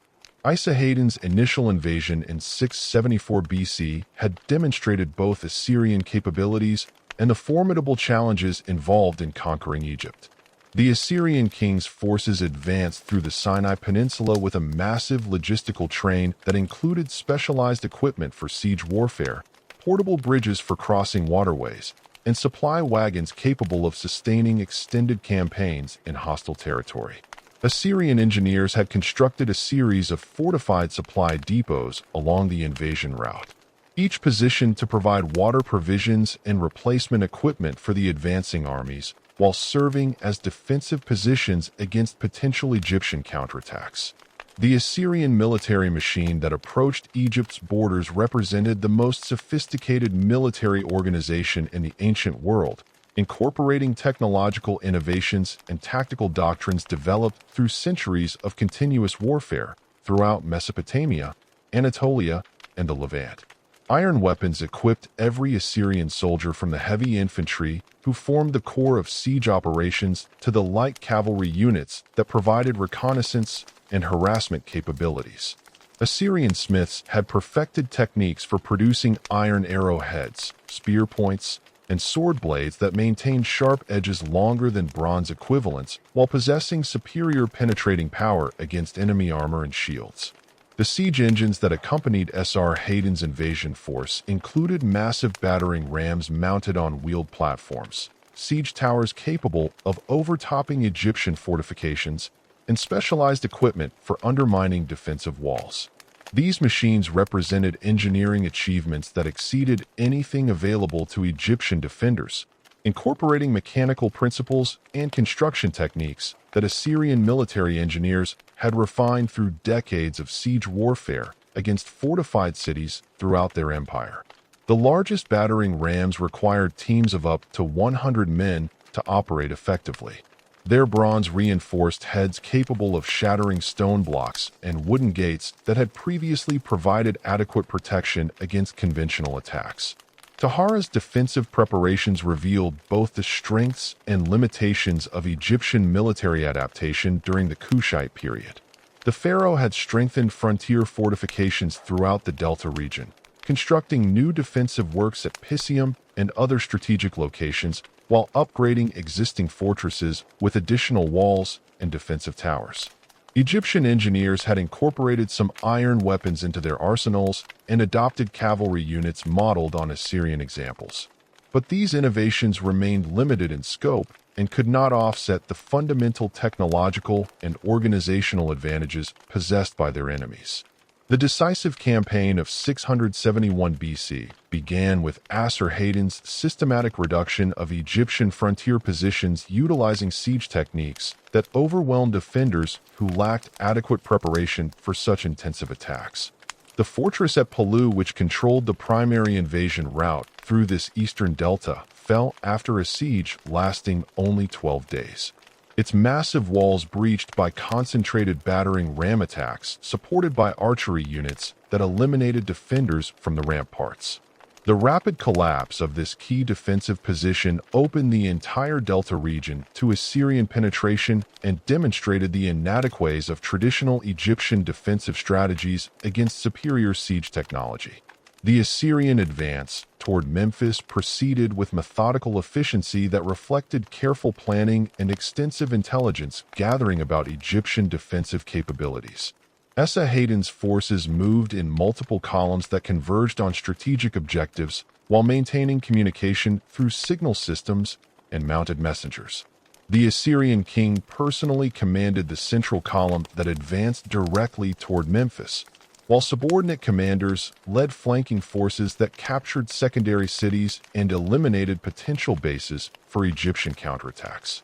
The siege of Memphis in 671 BC represented the climax of Assyrian military achievement in Egypt. As the ancient capital's fortifications had withstood numerous attacks throughout Egyptian history and symbolized the kingdom's defensive capabilities, the city's walls, constructed and reinforced over millennia, presented formidable obstacles that required the full deployment of Assyrian siege capabilities. The White Wall Fortress, Memphis's primary defensive complex, featured multiple concentric barriers with towers positioned to provide overlapping fields of fire, while the city's location at the apex of the Nile Delta provided natural defensive advantages that complicated attacking operations. Ehan siege operations demonstrated the systematic approach that characterized Assyrian military doctrine, beginning with the complete encirclement of Memphis to prevent reinforcement or escape by defending forces. Assyrian engineers constructed a series of siege camps around the city's perimeter, each fortified with earthworks and palisades that protected the besiegers while providing bases for assault operations. The largest camp, positioned opposite the city's main gate, housed the Assyrian king's headquarters and the primary siege engines that would conduct the decisive attacks against Memphis's defenses. The assault phase began with intensive archer bombardments designed to clear Egyptian defenders from the walls and towers that protected the city's gates. Thousands of Assyrian archers positioned in prepared positions within effective range of the fortifications maintained continuous fire that forced Egyptian defenders to seek cover and prevented effective resistance to the advancing siege engines. The arrows, tipped with iron points and fired from powerful composite bows, possessed sufficient force to penetrate wooden shields and leather armor, while their sheer volume created psychological pressure that undermined defender morale. The battering ram attacks that followed the archer bombardments targeted specific weak points in Memphis's defenses that Assyrian engineers had identified through careful reconnaissance. The massive siege engines, protected by bronze-plated shields and operated by experienced crews, systematically hammered against gate structures and wall sections until the ancient masonry began to crack and crumble. The rhythmic pounding of the rams, audible throughout the city, created a constant reminder of Assyrian power, while the gradual destruction of defensive barriers demonstrated the futility of continued resistance. The final assault on Memphis began before dawn on the 15th day of the siege, with Assyrian forces launching coordinated attacks against multiple breach points, while maintaining pressure along the entire perimeter to prevent the concentration of the Egyptian defensive forces. The breakthrough occurred at the northern gate, where repeated battering ram attacks had weakened the stone foundation sufficiently to allow Assyrian infantry to storm through the collapsed barriers. The elite Assyrian guard units, armed with iron swords and bronze-reinforced shields, fought their way into the city's streets, while archers provided covering fire from the walls they had captured. Tahaka's escape from Memphis as Syrian forces entered the city marked the effective end of Kushite authority in northern Egypt. Though the pharaoh's withdrawal to Thebes ensured continued resistance in Upper Egypt, the Kushite king's retreat southward with the remnants of his army preserved the core of Egyptian military strength while abandoning the strategic positions necessary to defend the kingdom's northern territories. This decision reflected both the practical impossibility of defending Memphis against superior Syrian forces and the strategic calculation that resistance from Upper Egyptian bases might eventually enable the recovery of lost territories. The Assyrian occupation system implemented in conquered Egyptian territories represented a sophisticated approach to imperial administration that balanced direct control with local autonomy to minimize resistance while maximizing resource extraction. Hayden appointed Egyptian nobles as provincial governors under Assyrian supervision, creating administrative arrangements that maintained local governmental structures while ensuring loyalty to Assyrian authority. These appointments required elaborate ceremonies in which Egyptian officials swore binding oaths of allegiance to the Assyrian king while receiving symbols of their delegated authority. Necho I, appointed as Assyrian governor of Sais and the Western Delta, exemplified the collaborative relationships that Esarhaddon established with cooperative Egyptian leaders. The former pharaoh of the 24th dynasty had initially resisted Assyrian expansion. The tribute system imposed on occupied Egyptian territories extracted enormous wealth that flowed eastward to the Assyrian heartland, while providing local administrators with sufficient resources to maintain governmental functions. Annual tribute assessments included specific quantities of gold, silver, agricultural products, and manufactured goods, calculated according to each region's productive capacity and economic resources. Egyptian scribes working under Assyrian supervision conducted detailed surveys of agricultural lands, craft workshops, and commercial activities to establish accurate baseline assessments for tribute calculations. The administrative records from this period, preserved in cuneiform tablets discovered at Nineveh and other Assyrian sites, reveal a systematic approach that characterized imperial resource extraction. These documents list individual Egyptian cities and their tribute obligations, recording payments in precise weights and measures that reflect sophisticated accounting procedures. The tribute from Memphis alone included 1,000 talents of silver annually, along with specified quantities of linen, papyrus, and exotic products that demonstrated Egypt's continued economic productivity under foreign administration.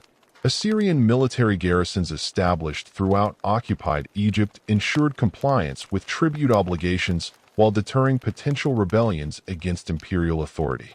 These forces stationed in fortified compounds within major cities maintained constant readiness for military operations while serving as visible symbols of Assyrian power.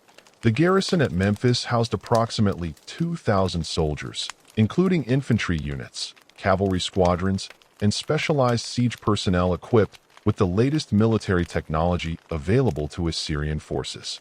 The cultural impact of Assyrian occupation extended beyond immediate administrative and economic changes to influence Egyptian religious practices and intellectual traditions.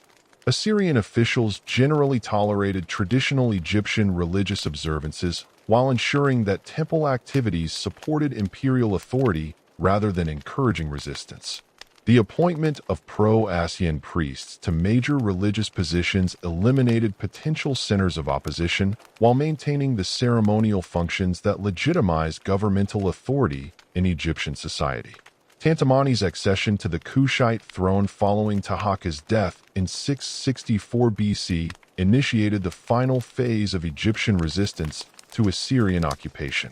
The new Kushite pharaoh inherited control over Upper Egypt and Nubia, along with military forces that remained capable of challenging Assyrian authority in southern territories. Tantamani's early reign focused on consolidating Kushite positions around Thebes while preparing for campaigns to recover the northern territories lost during his predecessor's conflicts with Essen. The Kushite military preparations for renewed warfare against Assyrian forces involved significant organizational reforms and technological improvements designed to address the tactical deficiencies that had contributed to earlier defeats. Tantamani's commanders expanded their iron weapon production capabilities while adopting siege techniques learned through observation of Assyrian methods during previous campaigns. The Kushite army incorporated additional cavalry units and archer formations that provided greater tactical flexibility in confronting Assyrian military formations. Ptolemai's invasion of northern Egypt in 663 BC achieved initial successes that demonstrated continued Kushite military capabilities while revealing the limitations of Assyrian garrison forces when confronting major enemy offensives. The Kushite pharaohs' forces advanced rapidly through Upper Egypt, capturing Asen, Edfu, and other strategic positions before concentrating for an assault on Memphis. The speed of this advance caught Assyrian commanders unprepared for major military operations, as their forces had been configured for occupation duties rather than intensive combat against organized enemy armies. The recapture of Memphis by Ptolemai's forces represented a significant psychological victory that encouraged Egyptian resistance throughout the occupied territories while demonstrating that Assyrian military dominance was not absolute.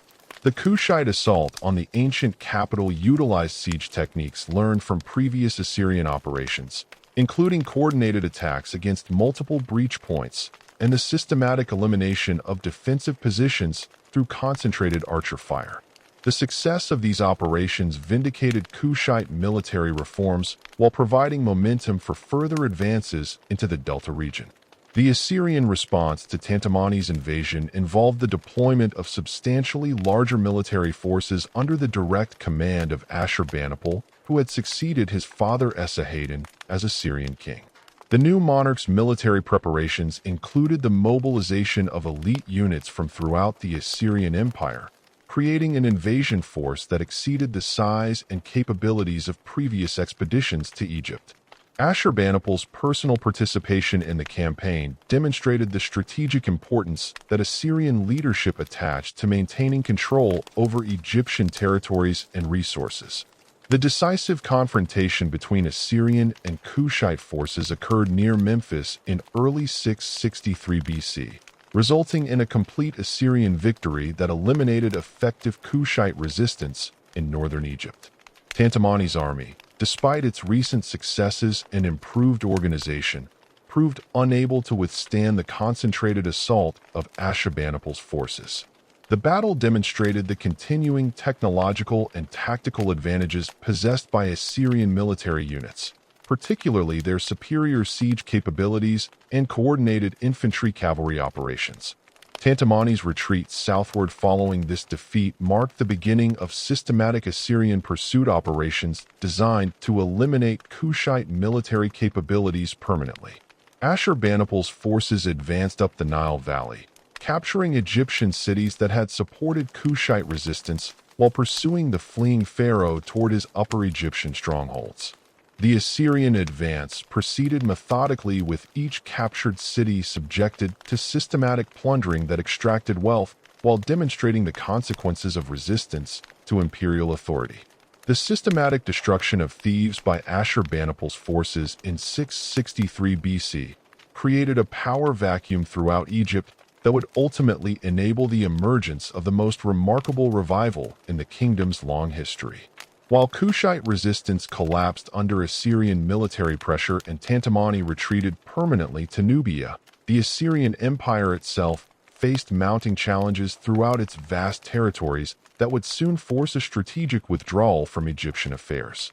The Scythe princes of the western delta, who had served as Assyrian vassals since Esarhaddon's conquest, recognized this opportunity and began positioning themselves to restore native Egyptian rule through careful political maneuvering and military preparation. Zamek, son of the Assyrian-appointed governor Necho, I inherited control over Sais and the surrounding territories around 664 BC under circumstances that appear to offer little prospect for independence. Assyrian garrisons maintained control over strategic positions throughout northern Egypt, while tribute obligations continued to drain Egyptian resources eastward to Nineveh. However, the new Scythe ruler possessed advantages that his predecessors had lacked, including detailed knowledge of Assyrian administrative methods, established relationships with local Egyptian elites, and access to Mediterranean trade networks that provided alternative sources of military and economic support. The gradual erosion of Assyrian control over Egypt began with the empire's increasing preoccupation with rebellions and external threats in other regions. Babylonian resistance under Shamash-shum-ukin required substantial military resources, while Elamite invasions of Mesopotamia forced Ashurbanipal to redeploy troops from distant provinces to defend the imperial heartland. These strategic pressures created opportunities for Egyptian autonomy that Ptolemaic I exploited through careful timing and diplomatic skill rather than direct military confrontation. Ptolemai's initial steps toward independence involved the systematic recruitment of foreign mercenaries who could provide military capabilities superior to traditional Egyptian forces while remaining loyal to their employers rather than external powers. Greek warriors from Ionia and Caria, displaced by Persian expansion in Anatolia, offered military expertise and advanced weaponry in exchange for land grants and regular payment.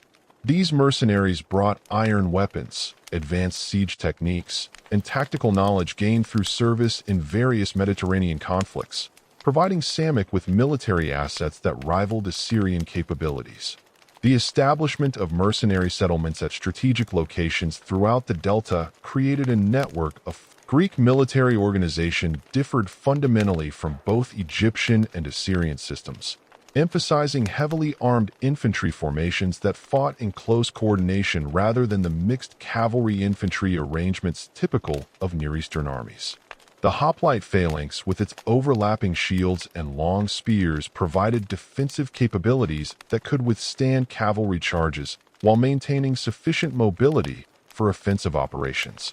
These tactical innovations proved particularly effective in the flat terrain of the Delta region, where traditional cavalry advantages were minimized and disciplined infantry formations could dominate battlefield engagements.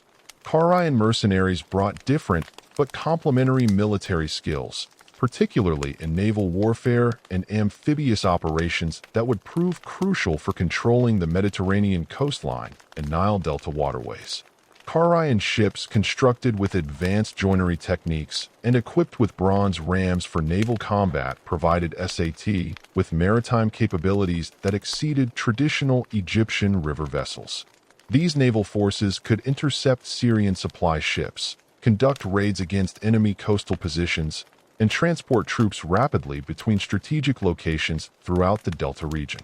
The diplomatic dimension of Ptolemaic I's independent strategy involved careful cultivation of relationships with other powers that opposed Assyrian dominance, while avoiding premature commitments that might provoke retaliation before Egyptian military preparations were complete. The Lydian kingdom under Gigis provided financial support and additional mercenary forces while maintaining official neutrality that avoided direct confrontation with the Syrian power. These relationships created a network of mutual support that strengthened Egyptian resistance without triggering the massive military response that open alliance might have provoked.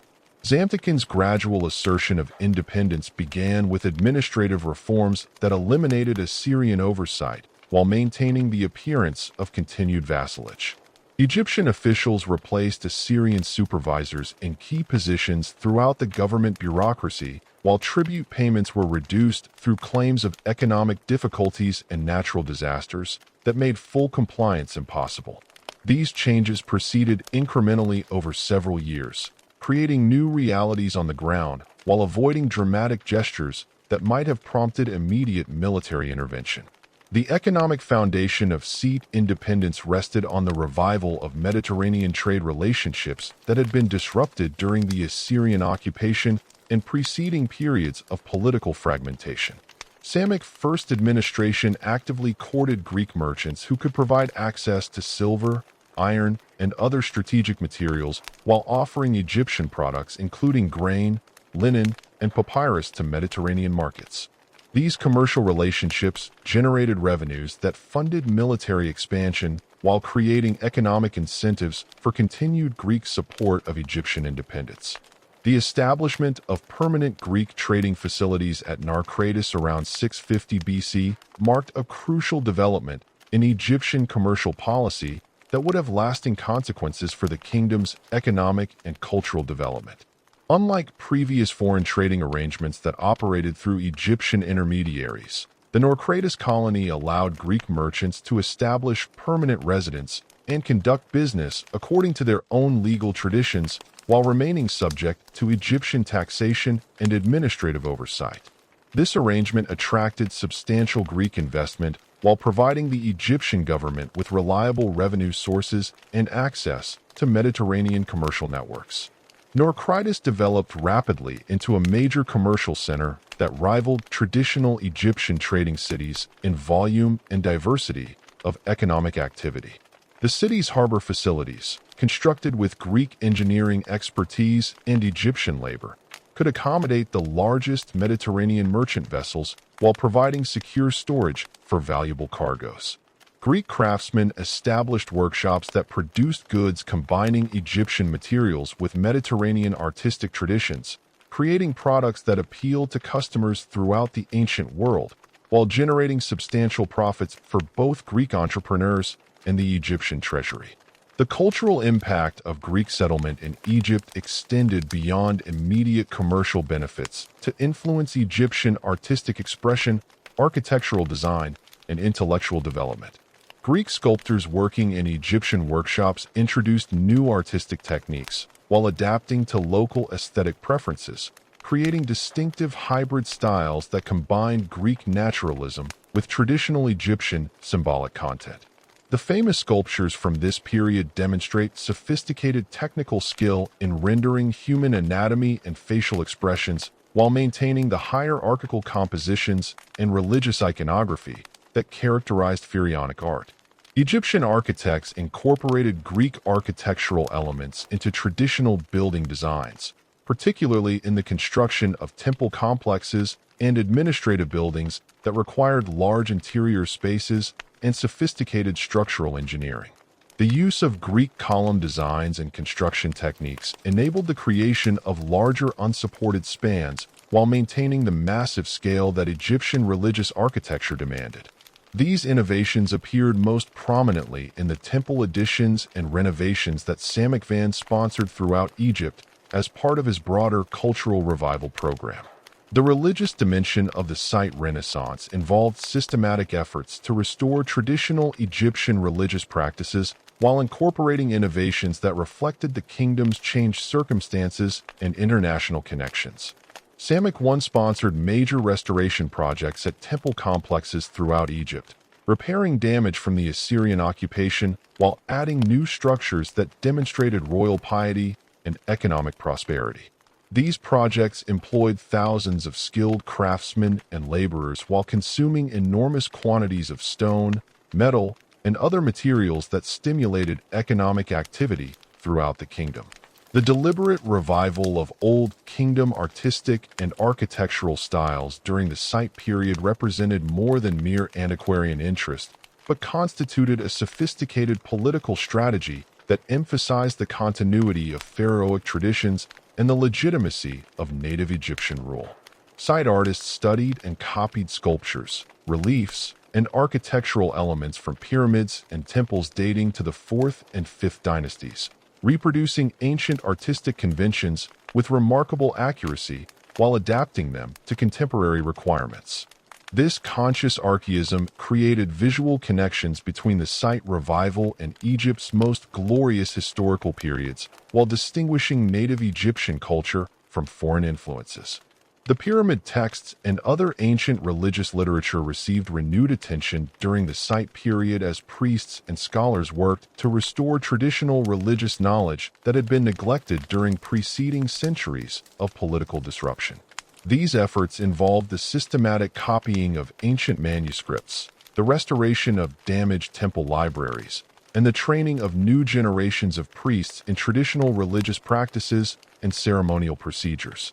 The resulting religious revival strengthened popular support for the Site dynasty while providing ideological justification for resistance to foreign domination. Xanthican's military campaigns to reunify Egypt under Site authority proceeded systematically from north to south, utilizing the superior military capabilities provided by Greek and Carian mercenaries while avoiding confrontations that might have attracted Assyrian intervention. The conquest of Memphis around 656 BC marked the crucial breakthrough that established Site control over the strategic center of Egypt while demonstrating the effectiveness of mercenary forces against traditional Egyptian defensive arrangements. The city's capture required extensive siege operations that showcased Greek military engineering capabilities, while the subsequent administrative arrangements revealed Ptolemaic sophisticated approach to governing conquered territories. The siege of Memphis demonstrated the tactical superiority of Greek military methods over traditional Egyptian defensive strategies, as Sam's hoplite formations systematically reduced the city's fortifications through coordinated assaults supported by advanced siege equipment. Greek engineers constructed massive battering rams and siege towers that exceeded the capabilities of previous Egyptian military technology, while carrying naval forces controlled the river approaches that had traditionally provided Memphis with supply lines and escape routes for defending forces. The integration of Upper Egypt into the expanding SE kingdom required more complex political arrangements due to the continued influence of the Theban priesthood and the need to eliminate remaining Kushite loyalties without triggering widespread resistance. Seik-Vent's solution involved the appointment of his daughter Nida as God's wife of Amun at Thebes, utilizing the ceremony installing Nitocris as God's wife of Amun represented one of the most significant religious events of the site period, involving processions, offerings, and ritual performances that emphasized the restoration of proper religious order under native Egyptian rule. The new god's wife brought substantial endowments that funded temple operations, while her presence at Thebes provided the Se dynasty with direct control over the religious and economic resources of Upper Egypt. This arrangement eliminated the potential for southern autonomy that had characterized previous periods of Egyptian political fragmentation, while maintaining the religious traditions that legitimize pharaonic authority. The economic recovery that accompanied site political reunification reflected both the elimination of internal conflicts that had disrupted productive activities and the positive effects of renewed Mediterranean trade relationships. Agricultural production increased as irrigation systems received necessary maintenance and expansion, while craft industries benefited from access to imported raw materials and export markets that had been unavailable during previous decades. The revival of traditional trade routes connecting Egypt with Nubia, the Levant, and the Mediterranean created commercial networks that generated substantial revenues for the royal treasury, while providing employment for thousands of merchants, craftsmen, and transport workers. Ptolemaic I's foreign policy initiatives demonstrated sophisticated understanding of the changing strategic situation throughout the Near East, as Assyrian power declined and new threats emerged from expanding Persian influence in the east. The pharaoh's support for Babylonian independence movements against Assyrian rule created opportunities for Egyptian influence in Mesopotamian affairs, while avoiding direct military commitments that might have exceeded Egyptian capabilities. These diplomatic relationships provided Egypt with allies against potential Persian expansion, while maintaining the flexibility necessary to adapt to rapidly changing international circumstances. The military campaigns that Ptolemaic then conducted in the Levant during the 620 SBC marked the restoration of Egyptian influence in territories that had been lost during the Assyrian occupation and preceding periods of internal weakness. Egyptian forces, spearheaded by Greek and Kararan mercenaries and supported by traditional Egyptian units, successfully captured several Palestinian cities while establishing tributary relationships with local rulers who sought protection against Babylonian and Assyrian pressures. These campaigns demonstrated that Egypt had recovered sufficient military strength to project power beyond its traditional borders.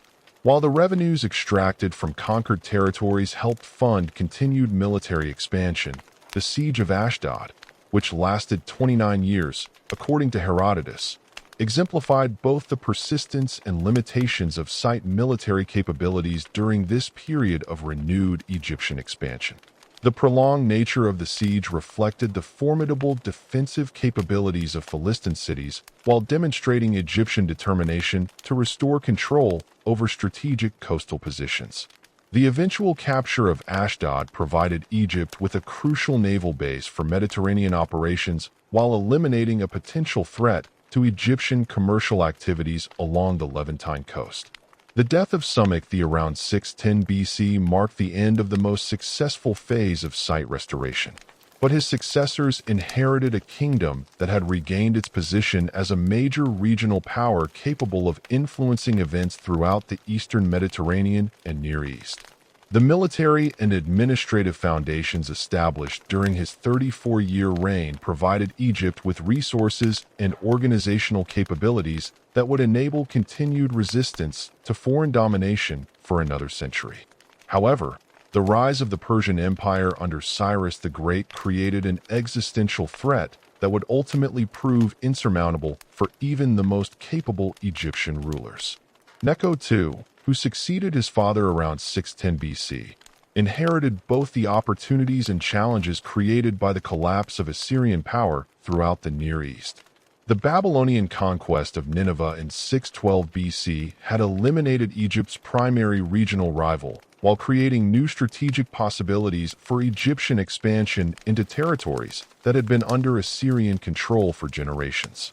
Necho's military campaigns in the Levant during the 590s BC achieved significant territorial gains, with Egyptian forces capturing Gaza Ashkelon and advancing as far north as the Euphrates River before encountering serious Babylonian resistance. The Battle of Kadesh in 605 BC represented the decisive confrontation between Egyptian and Babylonian forces for control of Syrian territories, resulting in a catastrophic defeat that eliminated Egyptian influence throughout the Levant and demonstrated the superior military capabilities of Nebuchadnezzar II's armies. Egyptian forces, despite their Greek mercenary units and improved equipment, proved unable to withstand the coordinated assault of Babylonian infantry and cavalry formations supported by advanced siege engines. The battle's aftermath saw thousands of Egyptian casualties and the complete collapse of the territorial gains that Necho had achieved during his earlier campaigns. The retreat of Egyptian forces from the Levant following the Kadesh disaster forced a fundamental reassessment of site strategic priorities and military capabilities. Necho II's administration redirected resources toward defensive preparations along Egypt's eastern frontier while pursuing diplomatic initiatives designed to prevent further Babylonian expansion into Egyptian territory. The construction of new fortifications at Pisium and other strategic locations consumed enormous financial resources, while the maintenance of enlarged mercenary forces strained the royal treasury beyond sustainable levels. Ptolemaic III's brief reign from 595 to 589 BC focused primarily on consolidating Egyptian control over Nubian territories that had remained under Kushite influence since the Assyrian withdrawal. The pharaoh's military campaigns in the south achieved limited successes against Kushite forces while demonstrating Egypt's continued military capabilities in regions where geographic advantages favored Egyptian operations. The systematic destruction of Kushite monuments and inscriptions throughout Upper Egypt reflected site determination to eliminate all traces of foreign rule, while establishing permanent Egyptian control over the valuable gold-producing regions of Nubia. The reign of Apries, who ruled from 589 to 570 BC, witnessed the most serious challenges to site authority since the dynasty's establishment. As internal rebellions coincided with external military pressures that tested Egyptian administrative and military capabilities to their limits, the pharaoh's support for Judean resistance against Babylonian expansion provoked Nebuchadnezzar II's invasion of Egypt around 582 BC, resulting in limited territorial losses and the imposition of tributary relationships that compromised Egyptian independence. Simultaneously, military failures in Cyrenaica against Greek colonists undermined royal prestige while creating opportunities for domestic opposition to challenge Aper.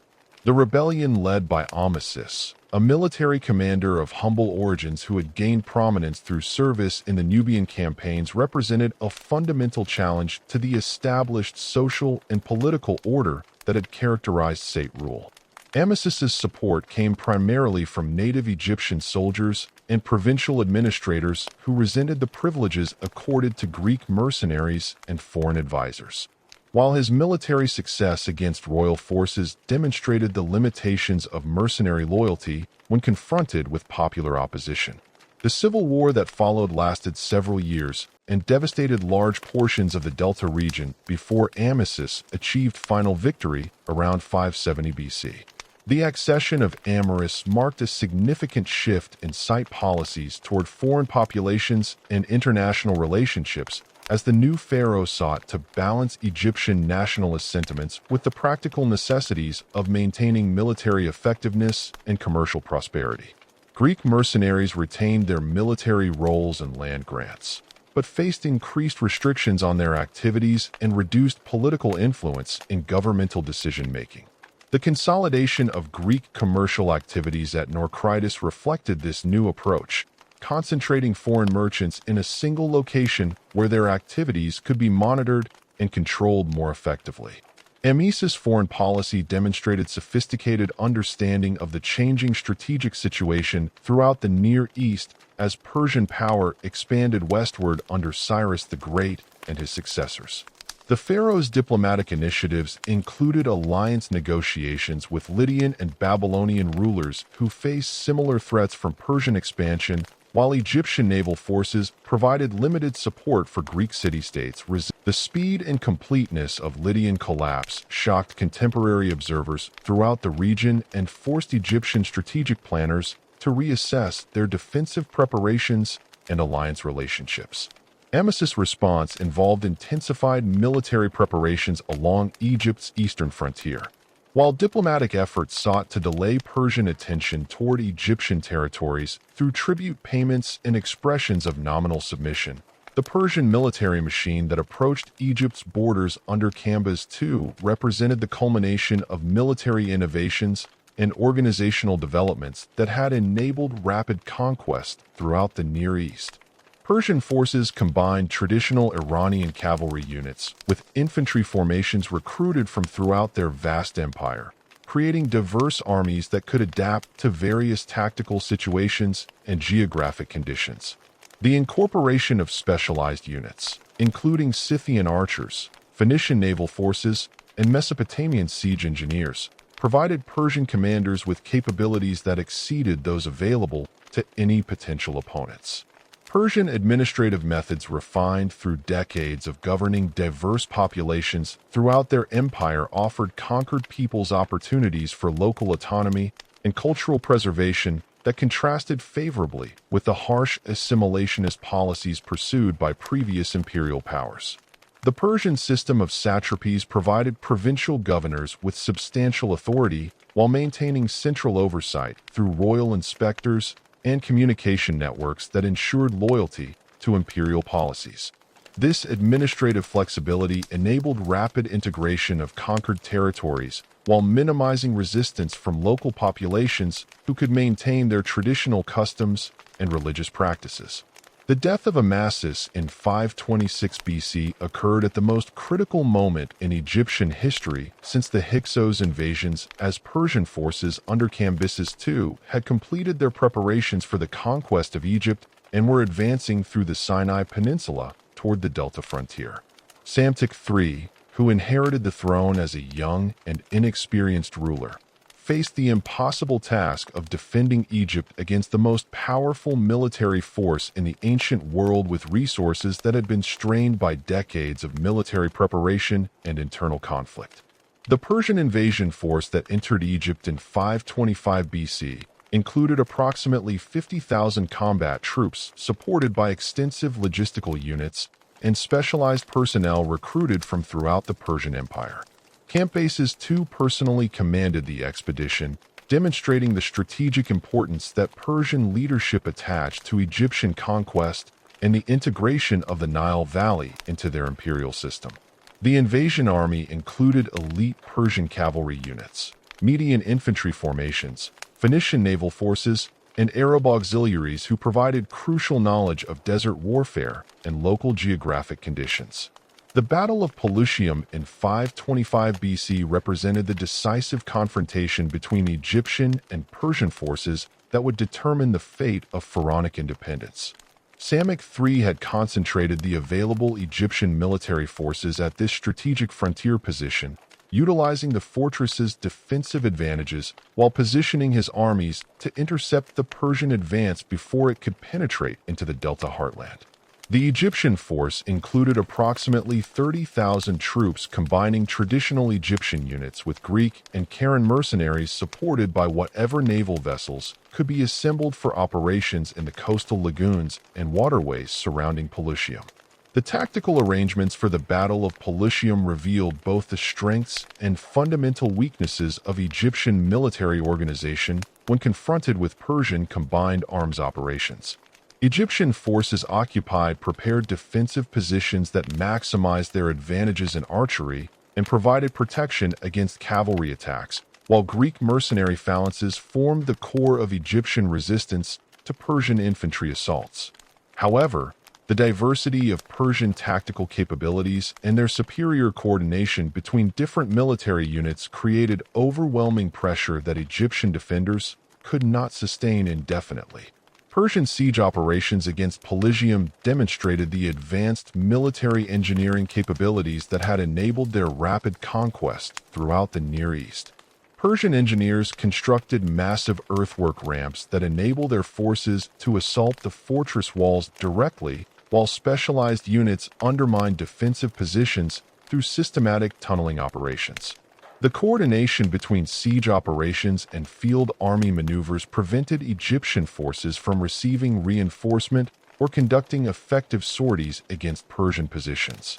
The breakthrough came when Persian cavalry units, supported by Arab auxiliaries familiar with local terrain, discovered passages through the marshy ground that enabled flanking attacks against Egyptian defensive positions.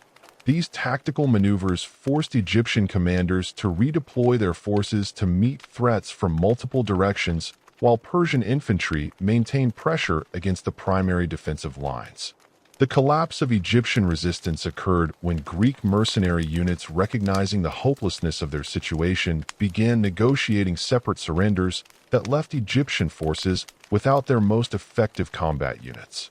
Ptolemaic III's capture during the final phase of the battle eliminated the last symbol of Egyptian independence while providing Cambyses II with the legitimacy necessary to claim pharaonic authority.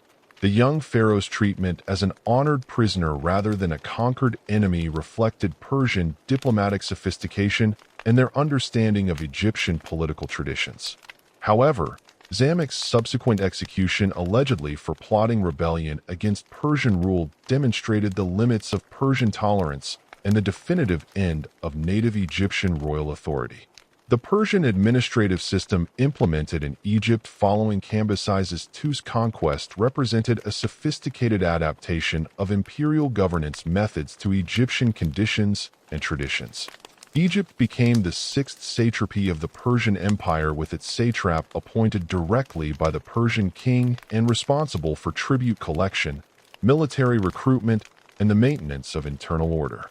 The tribute assessment imposed on Egypt, reportedly 700 talents of silver annually, along with specified quantities of grain and other products, reflected the kingdom's enormous economic value to the Persian Empire, while ensuring that Egyptian resources contributed to imperial military and administrative operations throughout the Near East. Cambyses II's religious policies in Egypt demonstrated initial respect for traditional Egyptian institutions and practices that facilitated the integration of pharaonic administrative systems into Persian imperial governance. The Persian king adopted pharaonic titles and participated in traditional religious ceremonies, while maintaining Egyptian priests in their positions and continuing temple construction projects that had been initiated under SE rule. This approach minimized resistance from Egyptian religious authorities while preserving the ideological foundations of governmental legitimacy that had sustained pharaonic rule for millennia. The administrative personnel appointed to govern Egypt under Persian rule included both Persian officials and Egyptian administrators who possessed essential knowledge of local conditions and governmental procedures. The satrap Andes, who governed Egypt during the early Persian period, relied heavily on Egyptian scribes and provincial governors who had served under the Site dynasty, while implementing Persian oversight mechanisms that ensured loyalty to imperial authority. This administrative synthesis preserved Egyptian governmental efficiency while integrating the kingdom into Persian imperial communication and command systems. Persian military arrangements in Egypt balanced the need for adequate garrison forces to maintain internal security with the demands of imperial military operations throughout the Near East that required Egyptian troops and resources. Persian forces stationed in Egypt included approximately 10,000 troops distributed among fortified positions at Memphis, Pelium, and other strategic locations. While Egyptian military units received integration into Persian armies that conducted campaigns in Greece, Central Asia, and other frontier regions, these arrangements provided career opportunities for Egyptian soldiers while ensuring their loyalty to Persian rather than Egyptian interests. The economic integration of Egypt into the Persian Empire created new commercial opportunities while subjecting Egyptian producers to imperial taxation and resource extraction requirements that reduced domestic prosperity. Egyptian agricultural production, particularly grain cultivation in the Delta region, received systematic development to meet imperial supply requirements for Persian military operations and urban populations throughout the Near East. However, the tribute obligations and taxation levels imposed by the reign of Darius I, who became Persian king in 522 BC, marked a period of intensive administrative reform and cultural accommodation that strengthened Persian control over Egypt while demonstrating sophisticated understanding of Egyptian traditions and governmental requirements. Darius's legal codification project included provisions for Egyptian law and religious practices that preserved local autonomy in matters not affecting imperial interests. While his construction projects in Egypt demonstrated royal support for traditional pharaonic institutions and architectural traditions, the construction of a canal connecting the Nile River with the Red Sea represented one of Darius' the most ambitious projects in Egypt, requiring enormous expenditures of labor and resources while providing significant strategic and commercial advantages for Persian imperial operations. The canal, which followed approximately the same route as the modern Suez Canal, enabled direct maritime communication between the Persian Gulf and the Mediterranean Sea, while facilitating the transport of Egyptian products to Persian markets in Mesopotamia and Central Asia. The project employed thousands of Egyptian workers under Persian supervision while incorporating advanced engineering techniques developed throughout the Persian Empire. Persian religious policies under Darius I demonstrated remarkable tolerance and accommodation toward Egyptian religious traditions, with the Persian king sponsoring temple construction projects and participating in traditional pharaonic religious ceremonies. The Temple of Ammon at Hybes in the Cairo Oasis, constructed entirely during the Persian period, incorporated traditional Egyptian architectural and decorative elements, while including inscriptions that presented Darius as a legitimate pharaoh performing proper religious duties. This synthesis of Persian imperial authority with Egyptian religious traditions provided ideological justification for Persian rule, while maintaining the ceremonial functions that legitimize governmental authority in Egyptian society. The administrative efficiency achieved under Persian rule enabled Egypt to contribute substantially to imperial military operations throughout the Persian Empire, with Egyptian naval forces participating in Persian campaigns against Greece, while Egyptian agricultural production supported Persian armies operating in distant theaters. The Persian invasion of Greece in 480 BC included substantial Egyptian contingents, with Phoenician-built warships manned by Egyptian crews forming a significant portion of Xerxes I's naval forces. These military contributions demonstrated Egypt's continued strategic importance to Persian imperial operations while providing Egyptian personnel with opportunities for advancement within the imperial military hierarchy.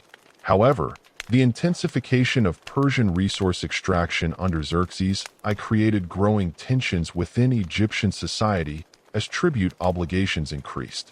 While Persian religious policies became less accommodating toward traditional Egyptian practices, Xerxes' destruction of Egyptian temples and religious monuments reflected a fundamental shift in Persian attitudes toward local traditions as imperial authorities prioritized resource extraction and political control over the cultural accommodation that had characterized earlier Persian rule. These policy changes created conditions for Egyptian resistance that would eventually culminate in major rebellions against Persian authority. The first significant Egyptian revolt against Persian rule occurred around 486 BC under the leadership of a native Egyptian named Kabash, who claimed pharaonic titles and attempted to restore native Egyptian authority throughout the Nile Valley. The rebellion achieved initial successes in Upper Egypt, where Persian garrison forces were relatively weak. While Kabash's forces utilized traditional Egyptian military tactics adapted to guerrilla warfare conditions that minimized Persian advantages in conventional battle. However, the revolt lacked sufficient resources and foreign support to challenge Persian control over strategic positions in Lower Egypt and ultimately collapsed when Persian reinforcements arrived from other parts of the empire.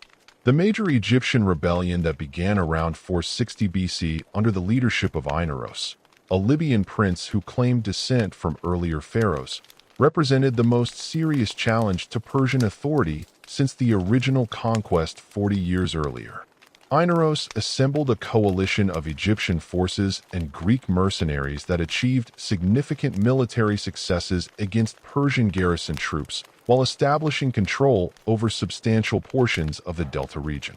The rebellion received support from Athens, which provided naval forces and military advisors as part of their broader conflict with the Persian Empire throughout the eastern Mediterranean.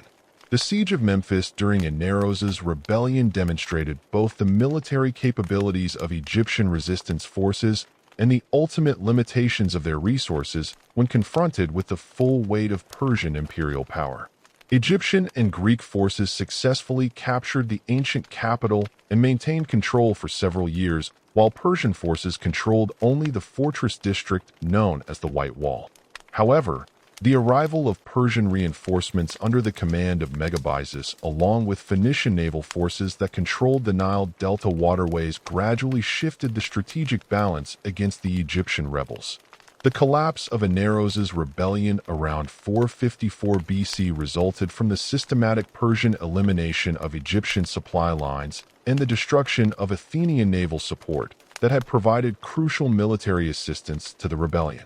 Mebes' forces utilized superior logistical capabilities and coordination between land and naval operations to isolate Egyptian resistance forces while preventing foreign reinforcement of rebel positions.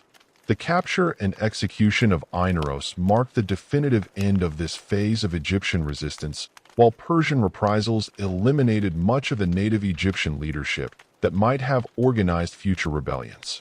Persian administrative reforms following the suppression of Inaros' rebellion involved the implementation of harsher control measures and increased tribute obligations that reflected imperial determination to prevent future Egyptian resistance. The appointment of Persian officials to positions previously held by Egyptian administrators eliminated potential centers of opposition, while the establishment of additional garrison forces ensured rapid response to any signs of renewed rebellion. These measures succeeded in maintaining Persian control over Egypt for the remainder of the 5th century BC, though they create underlying tensions that would eventually contribute to the temporary restoration of Egyptian independence under Amidus. The death of Darius II in 405 BC created a succession crisis that temporarily weakened Persian control throughout the empire's western territories, providing Egyptian rebels with their most promising opportunity for independence since the failed revolt of Inaros 50 years earlier. Emeritus, a descendant of the Sato royal family, who had maintained a precarious existence in the Delta marshlands, recognized that Persian attention would be focused on securing the succession of Artaxerxes II against his brother Cyrus the Younger. The Egyptian prince had spent decades building networks of support among native Egyptian priests, disaffected Persian officials, and Libyan tribal leaders who controlled strategic positions throughout the western delta.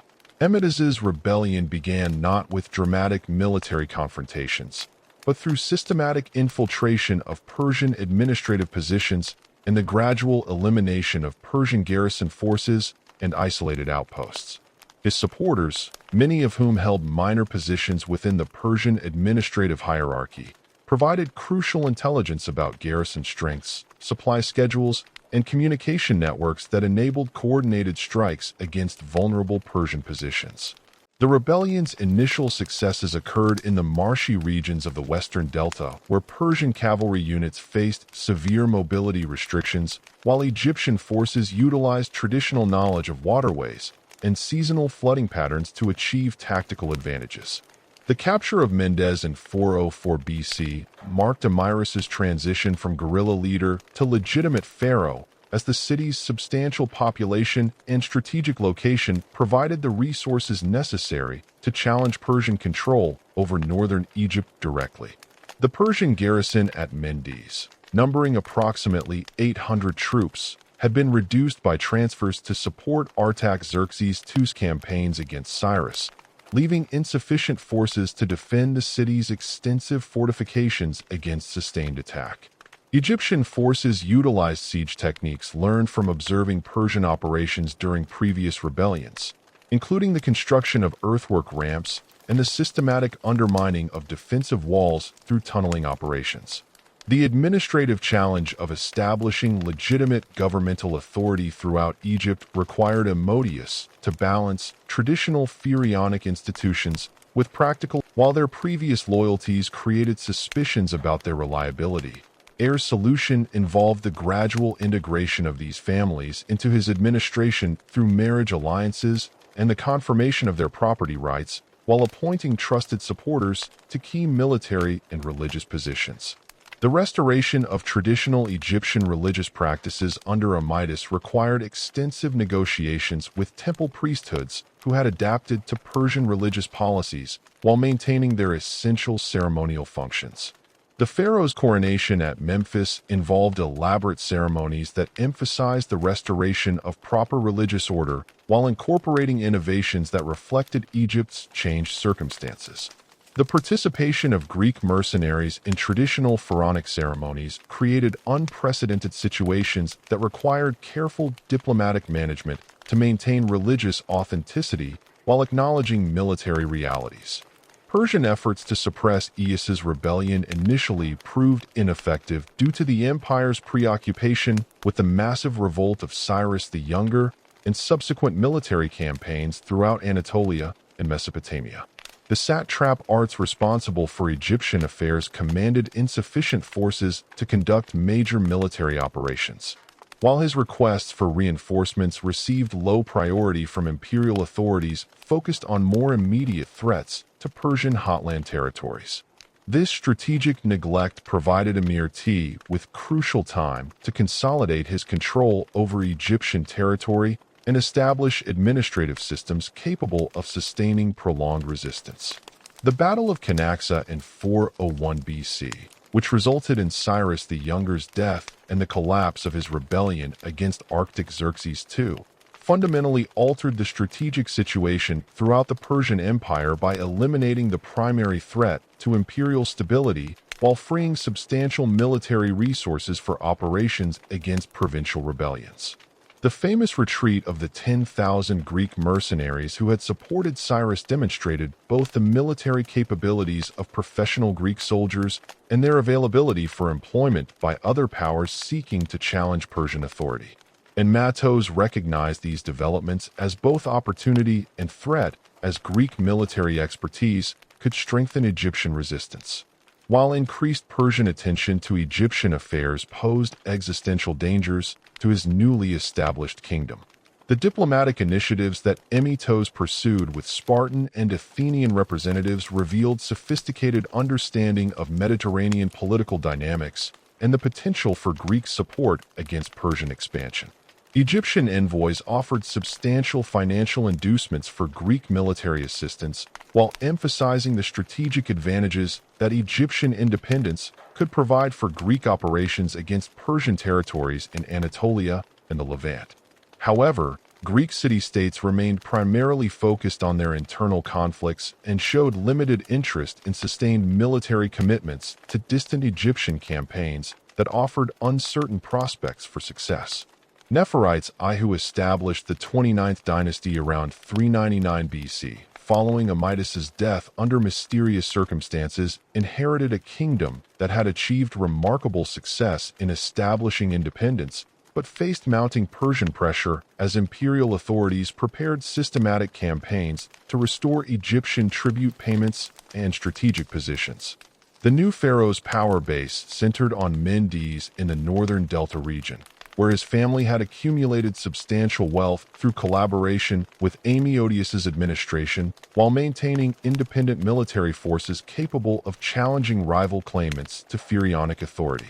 The military reforms implemented under Nephrites of Fund demonstrated careful study of Persian tactical methods and Greek military innovations that had proven effective in contemporary Mediterranean conflicts.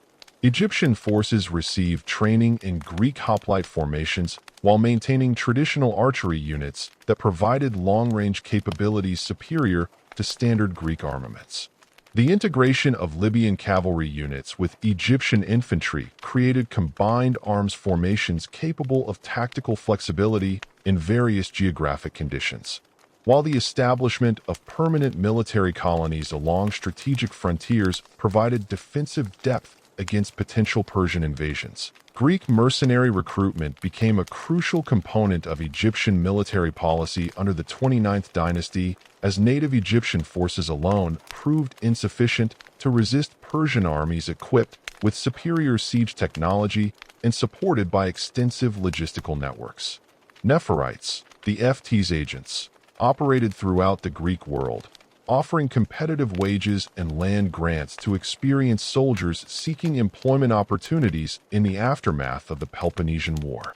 These recruitment efforts attracted approximately 10,000 Greek warriors to Egyptian service, including veterans of major battles who brought tactical knowledge and training expertise that significantly enhanced Egyptian military capabilities. The fortification program undertaken throughout Egypt during Nephrites' first reign reflected both increased resources available to the independent kingdom and realistic assessment of Persian military capabilities demonstrated in previous campaigns against rebellious provinces. New defensive works at Pusium incorporated Greek engineering techniques with traditional Egyptian fortress design, creating layered defensive systems that could channel attacking forces into predetermined killing zones, while providing defenders with protected positions for archery and siege engine operations. The fortress walls constructed with limestone blocks reinforced with bronze clamps reached heights of 20 m, while their thickness of 8 m provided resistance against the most powerful battering rams available to Persian forces. Persian preparations for the reconquest of Egypt under Artaxerxes II involved systematic intelligence gathering and diplomatic initiatives designed to isolate Egyptian resistance while assembling overwhelming military forces for decisive campaigns. Persian agents operated throughout the eastern Mediterranean, offering substantial bribes to Greek city-states and mercenary commanders who might otherwise provide assistance to Egyptian independence movements. Simultaneously, Persian diplomatic missions to Nubian kingdoms and Libyan tribal confederations sought to prevent Egyptian access to traditional sources of military support and exotic materials that had sustained pharaonic power throughout previous centuries. The first major Persian expedition against independent Egypt under Pharabazes and Euphrates in 385 BC demonstrated both the enormous military resources that the Persian Empire could deploy against rebellious provinces and the tactical challenges involved in conquering territories defended by competent military forces utilizing advanced defensive techniques. The Persian invasion force included approximately 80,000 troops combining traditional Persian units with Greek mercenaries, Phoenician naval forces, and specialized siege personnel recruited from throughout the empire. The expedition's logistical requirements necessitated the establishment of supply bases throughout the Levant, while Phoenician vessels transported heavy equipment and provisions to support extended siege operations. The Persian assault on Pelusium revealed the effectiveness of Egyptian defensive preparations while demonstrating the limitations of traditional siege techniques against well-designed fortifications defended by motivated garrison forces. Persian engineers constructed massive earthwork ramps against the fortress walls, while battering ram operations targeted the main gates and vulnerable wall sections identified through preliminary reconnaissance. However, Egyptian defenders utilized Greek fire techniques and concentrated archery to inflict severe casualties on Persian assault forces, while their strategic reserves conducted sorties that disrupted Persian siege operations and prevented the establishment of permanent breach positions. Iphicates's tactical innovations during the Pelusium siege included the use of specialized assault troops, equipped with longer spears and lighter armor that provided greater mobility in close combat situations while maintaining sufficient protection against Egyptian defensive weapons. These tactical reforms reflected Greek military developments during the 4th century BC that emphasized tactical flexibility over the rigid formations that had characterized earlier hoplite warfare. However, the coordination between Greek tactical innovations and traditional Persian military methods proved problematic as different units operated according to incompatible command structures and tactical doctrines that prevented effective combined operations. The failure of the Persian expedition resulted primarily from logistical difficulties and coordination problems between diverse military units rather than Egyptian tactical superiority. Though the siege's collapse after 6 months demonstrated the resilience of Egyptian defensive preparations and the effectiveness of Greek, Haker, who ruled from 393 to 380 BC, represented the pinnacle of 29th dynasty achievement in consolidating Egyptian independence while building military capabilities sufficient to deter Persian reconquest attempts. His reign witnessed extensive diplomatic initiatives throughout the Mediterranean world that created networks of mutual support with Greek city-states, Pharaonic kingdoms, and other powers seeking to limit Persian expansion. The Pharaohs' agents established permanent diplomatic missions in Athens, Sparta, and other major Greek cities. While Egyptian financial support enabled Greek military operations against Persian territories in Anatolia and the Ionian Islands, the construction projects undertaken during Haker's reign demonstrated both the economic prosperity achieved under independent rule and the strategic priorities that guided Egyptian resource allocation during this period of external threats. Temple restoration projects at Karnak and other major religious centers received substantial funding that employed thousands of skilled craftsmen while demonstrating royal piety and continuity with pharaonic traditions. However, the majority of royal expenditures focused on military infrastructure, including fortress construction, weapon production facilities, and the maintenance of enlarged mercenary forces that constituted Egypt's primary defense against Persian reconquest. Nektenobo, the first succession around 380 BC, marked the establishment of the 30th dynasty, which would prove to be the final period of native Egyptian rule in pharaonic history. The new pharaoh inherited a kingdom that had successfully maintained independence for over 20 years while building military and administrative capabilities that rivaled those of major Mediterranean powers. However, Persian determination to restore Egyptian tribute payments and strategic positions had intensified under Artaxerxes II, who viewed Egyptian independence as an intolerable challenge to imperial authority that encouraged rebellions throughout the western provinces. The defensive strategy developed under Nektenobo emphasized the concentration of Egyptian military forces in fortified positions that could withstand prolonged siege operations while maintaining sufficient mobility to conduct counterattacks against Persian supply lines and isolated garrison forces. This approach required extensive coordination between regular Egyptian forces, Greek mercenary units, and allied contingents from Nubian and Libyan sources that provided specialized capabilities, including cavalry formations and desert warfare expertise. The integration of these diverse military elements into coherent operational plans represented one of the most sophisticated military organizations achieved in Egyptian history. Persian military preparations under Pharaoh Bezos for renewed campaigns against Egypt involved unprecedented resource allocation and strategic coordination that demonstrated imperial determination to eliminate Egyptian independence permanently. The Persian invasion force assembled in the Levant during 374 BC included over 200,000 troops supported by extensive siege equipment, naval vessels, and logistical units capable of sustaining extended operations against fortified Egyptian positions. The expedition scale exceeded previous Persian military operations in the region, while its careful preparation reflected lessons learned from earlier failures against Egyptian defensive systems. The Second Persian invasion of Egypt achieved initial successes against frontier positions that had been weakened by reduced garrison forces and inadequate maintenance of defensive works. During the preceding years of relative peace, Persian forces captured several delta fortresses through coordinated siege operations that utilized advanced engineering techniques and overwhelming numerical superiority to overcome Egyptian resistance.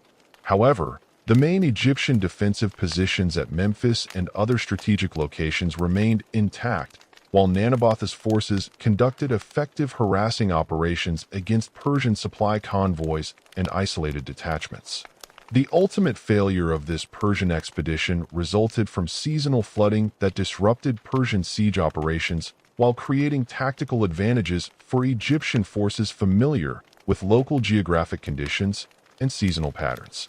The Nile flood of 373 BC proved particularly severe, inundating Persian camps and siege equipment while enabling Egyptian naval forces to conduct amphibious operations against Persian positions throughout the Delta region.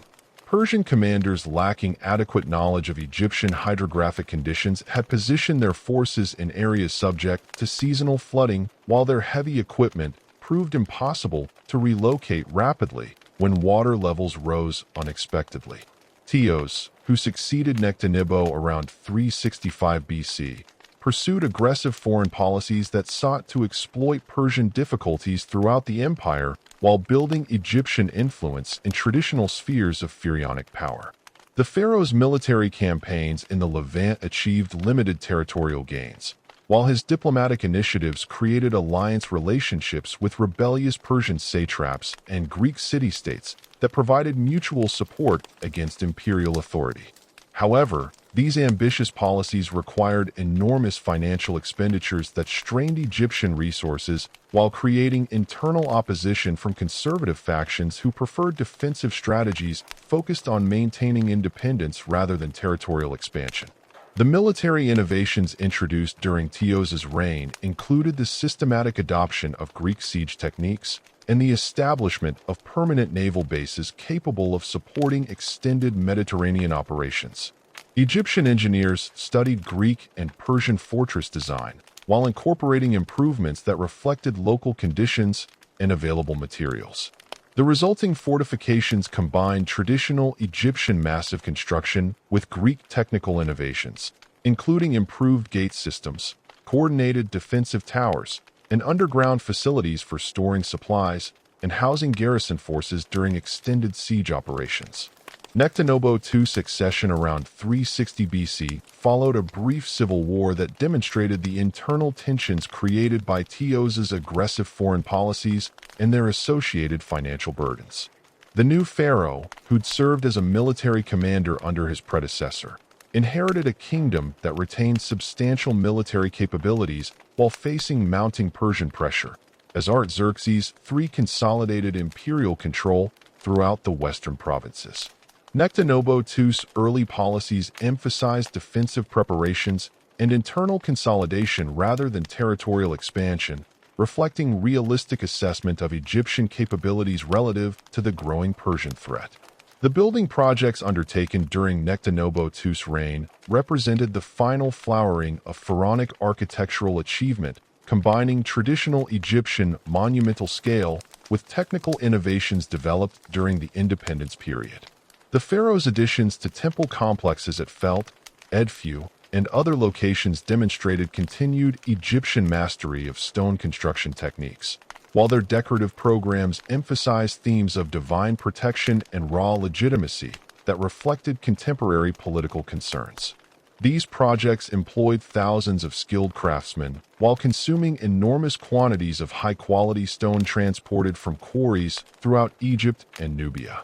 The military preparations that dominated Nectanebo-II's later reign involved systematic strengthening of Egyptian defensive positions, while diplomatic initiatives sought to delay Persian military operations through tribute payments and expressions of nominal submission. The pharaoh's agents negotiated temporary agreements that provided breathing space for continued military preparations while avoiding immediate confrontation with Persian forces that had achieved decisive victories against other rebellious provinces. However, these diplomatic expedients could not indefinitely postpone the final Persian assault on Egyptian independence that Artaxerxes III was systematically preparing.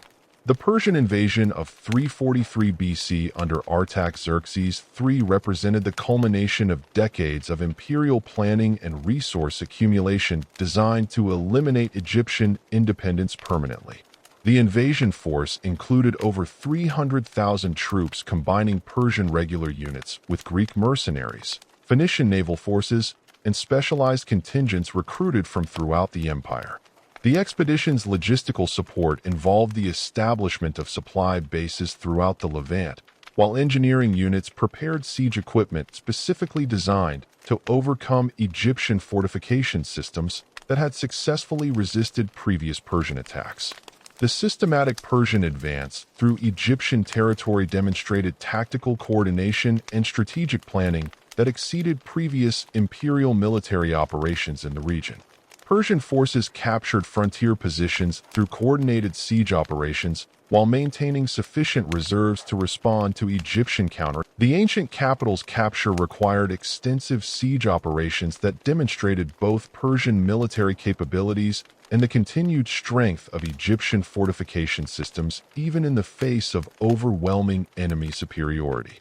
The city's fall after 3 months of intensive siege operations provided Artaxerxes III with the symbolic victory necessary to claim legitimate pharaonic authority while eliminating organized Egyptian resistance to imperial rule. The second Persian occupation of Egypt under Artaxerxes III and his successor Darius III involved harsher administrative policies and increased tribute obligations that reflected imperial determination to prevent future rebellions while extracting maximum economic benefit from Egyptian territories. Persian officials replaced Egyptian administrators throughout the governmental hierarchy, while military garrisons received substantial reinforcement to ensure rapid suppression of any resistance activities. The systematic destruction of Egyptian fortifications and the deportation of potential resistance leaders eliminated the infrastructure and leadership that had sustained Egyptian independence for over 60 years. Persian cultural policies during the Second Occupation demonstrated reduced tolerance for Egyptian religious traditions and local customs compared to the earlier period of Persian rule under Darius III and his successors. The destruction of temple complexes and the confiscation of religious treasures reflected imperial priorities that emphasized resource extraction and political control over cultural accommodation. These harsh policies created widespread resentment among Egyptian populations while eliminating the religious and cultural institutions that had provided ideological support for pharaonic authority throughout Egyptian history. The administrative efficiency achieved under the Second Persian occupation enabled systematic exploitation of Egyptian agricultural and mineral resources while preventing the accumulation of wealth that might have supported future independence movements.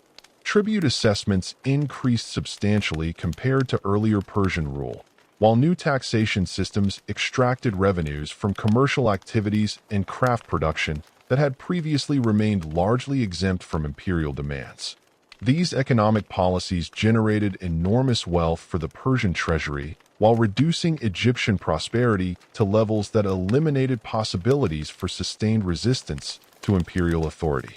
Military recruitment policies under the Second Persian occupation involved the systematic conscription of Egyptian personnel for imperial military operations throughout the Persian Empire while preventing the concentration of armed Egyptian forces within their homeland territories. Egyptian soldiers served in Persian armies operating in Central Asia, India, and Greece, while their families remained in Egypt as hostages, ensuring continued loyalty to imperial authority. These arrangements provided the Persian Empire with valuable military personnel while eliminating potential sources of armed resistance within Egyptian territory. The cultural impact of renewed Persian occupation extended beyond immediate administrative and economic consequences to affect Egyptian religious practices, artistic traditions, and intellectual development in ways that would influence the kingdom's subsequent history under Macedonian rule. The disruption of traditional educational systems and the deportation of skilled craftsmen eliminated much of the cultural continuity that had sustained Egyptian civilization throughout previous periods of foreign domination. The systematic destruction of libraries and archives resulted in the permanent loss of textual materials that had preserved Egyptian historical and religious knowledge for millennia. The systematic destruction of Egyptian independence under the Second Persian occupation had eliminated not merely political autonomy, but the fundamental cultural and administrative structures that had sustained pharaonic civilization for over 3 millennia.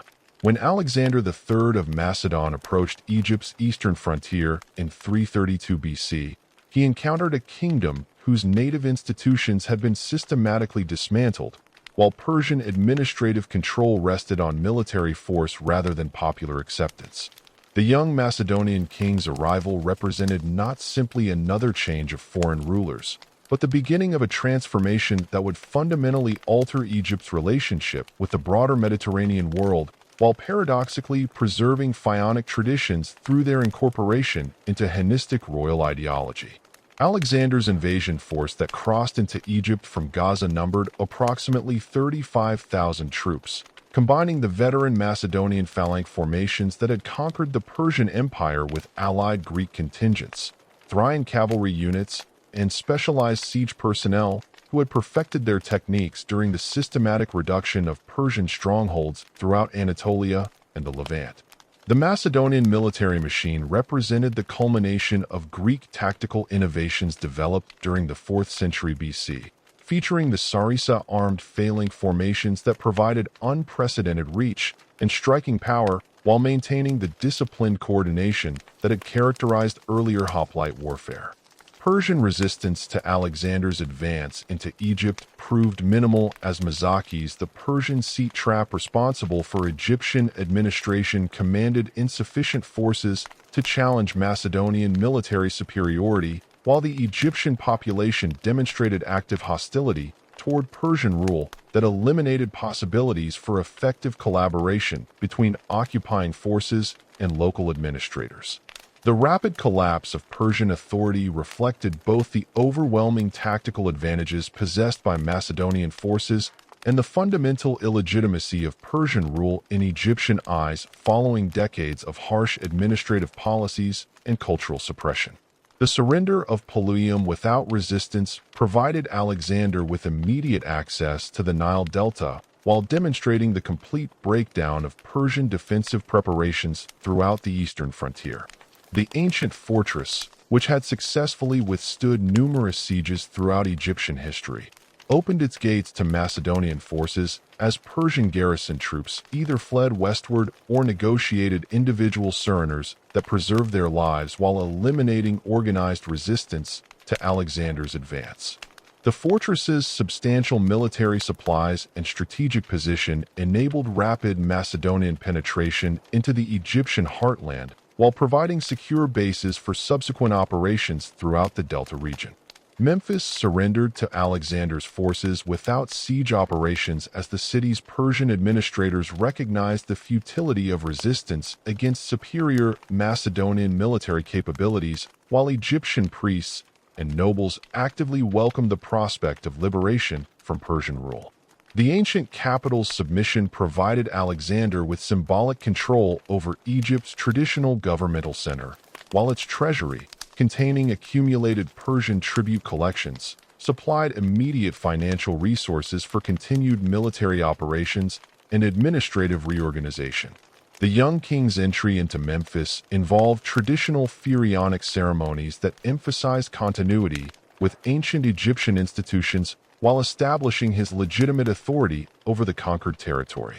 Alexander's coronation as pharaoh at Memphis represented a crucial moment in the transformation of Egyptian political traditions, as the Macedonian king became the first foreign ruler to receive pharaonic titles through traditional religious ceremonies rather than simple military conquest. The elaborate rituals conducted by Egyptian priests according to ancient protocols involved a symbolic marriage to Egypt through the goddess Isis, while the presentation of traditional pharaonic regalia, including the double-crown crook and flail, established Alexander's divine status according to Egyptian religious concepts. These ceremonies create unprecedented synthesis between Macedonian royal authority and pharaonic divine kingship that would provide the ideological foundation for subsequent Ptolemaic rule.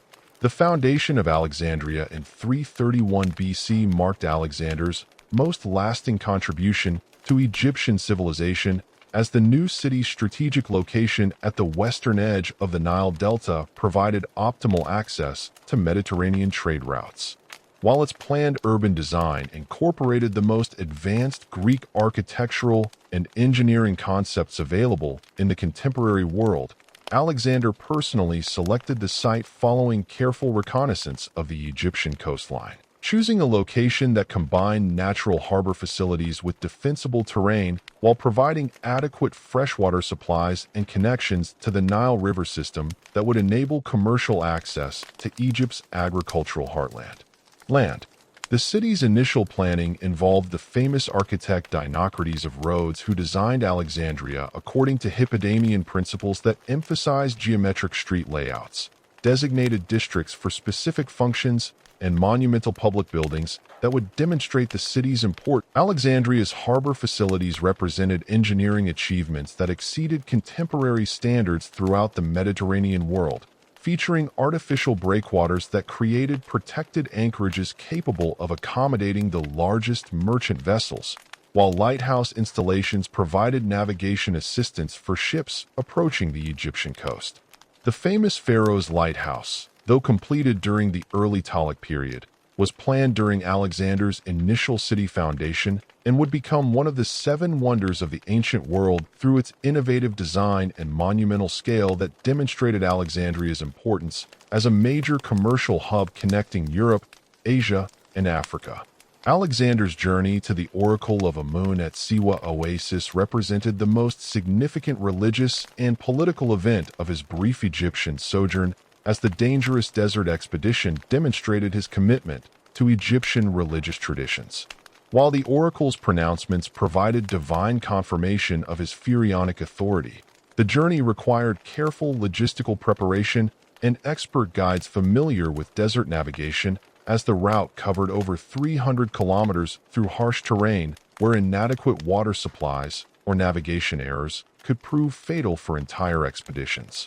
The oracle consultation at Siwa involved secret ceremonies conducted according to ancient Egyptian religious protocols that emphasized the pharaoh's direct communication with Amun-Ra, the supreme deity whose cult center at the oasis had maintained its religious significance throughout centuries of foreign occupation and political upheaval.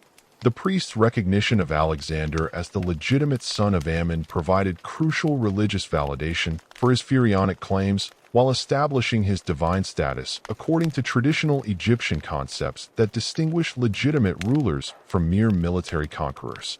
Alexander's administrative arrangements for governing Egypt demonstrated sophisticated understanding of local conditions and political requirements, as he appointed both Macedonian and Egyptian officials to key positions while preserving traditional governmental structures that had sustained pharaonic administration throughout previous centuries.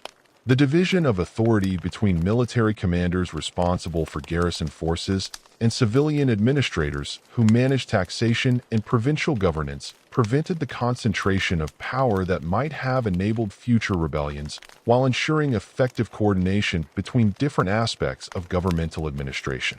The appointment of Clemens of Necratis as financial administrator represented a crucial decision that would influence Egyptian economic development throughout the early Hellenistic period. as this Greek merchant possessed detailed knowledge of Egyptian commercial networks and taxation systems, while maintaining connections with Mediterranean trading partners that could facilitate expanded commercial relationships. Cleomenes's policies emphasized the integration of Egyptian agricultural production with Mediterranean market demands, while his administrative reforms standardized taxation procedures and eliminated many of the arbitrarian impositions that had characterized Persian rule. Alexander's departure from Egypt in 331 BC to continue his campaigns against Persian forces in Mesopotamia left behind administrative and military arrangements that would provide the foundation for 3 centuries of Ptolemaic rule. The Macedonian garrisons established at Alexandria, Memphis, and other strategic locations maintained sufficient strength to deter internal rebellions, while the governmental structures that Alexander had established provided continuity with traditional Egyptian institutions that legitimized foreign rule in Egyptian eyes. However, the young king's death in Babylon 8 years later would create succession disputes that would fundamentally alter the political landscape throughout his conquered territories. The partition of Alexander's empire among his generals following his death in 323 BC resulted in Ptolemy I's acquisition of Egypt as his personal kingdom, establishing the Ptolemaic dynasty that would rule Egypt for the next 3 centuries, while maintaining pharaonic traditions adapted to Hellenistic royal ideology. Ptolemy's position as one of Alexander's most trusted generals provided him with military experience and political connections throughout the Hellenistic world, while his early administrative service in Egypt had given him detailed knowledge of local conditions and governmental requirements that proved crucial for establishing stable rule. Ptolemy's consolidation of power in Egypt involved systematic elimination of potential rivals while building military and administrative capabilities sufficient to defend Egyptian independence against other successor kingdoms that sought to reunify Alexander's empire under their own authority. The Ptolemaic military system combined traditional Macedonian phalanx formations with Egyptian infantry units, Greek mercenary forces, and allied contingents from throughout the eastern Mediterranean that provided tactical flexibility and numerical strength exceeding that available to most contemporary kingdoms. The establishment of the Ptolemaic capital Alexandria rather than traditional Egyptian centers like Memphis or Thebes reflected the dynasty's commitment to Mediterranean rather than purely Egyptian political orientations. While the city's rapid development into a major commercial and cultural center demonstrated the economic benefits of Hellenistic rule for Egyptian prosperity, Alexandria's population grew rapidly to exceed 400,000 inhabitants, making it the largest city in the Mediterranean world.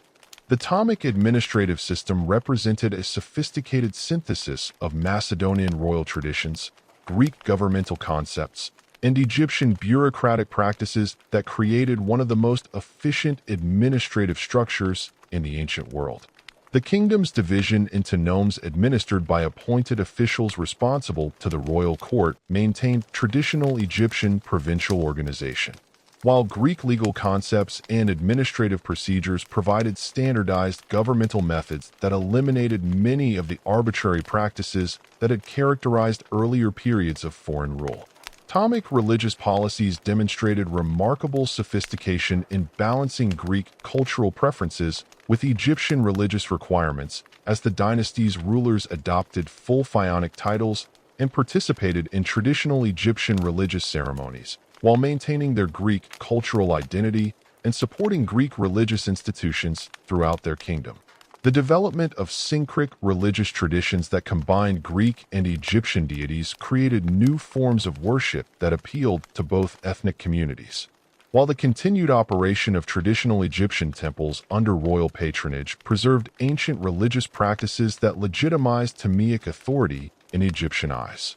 The construction of the famous library and museum at Alexandria represented the Ptolemaic commitment to Greek intellectual traditions, while their support for Egyptian temple construction and religious festivals demonstrated equal respect for native cultural institutions. The library's collection, which eventually included hundreds of thousands of scrolls covering all branches of ancient knowledge, made Alexandria the intellectual capital of the Mediterranean world. while providing employment for scholars and scribes from throughout the known world who contributed to advances in mathematics, astronomy, medicine, and other fields of learning. Ptolemaic economic policies emphasized the systematic exploitation of Egypt's agricultural productivity while developing new commercial relationships that integrated Egyptian production with Mediterranean market demands.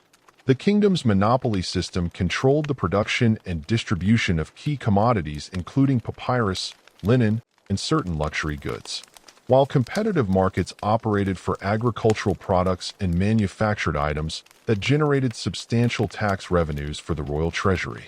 These policies created unprecedented prosperity for Egypt while providing the Ptolemaic court with financial resources that enabled extensive military expenditures and monumental construction projects.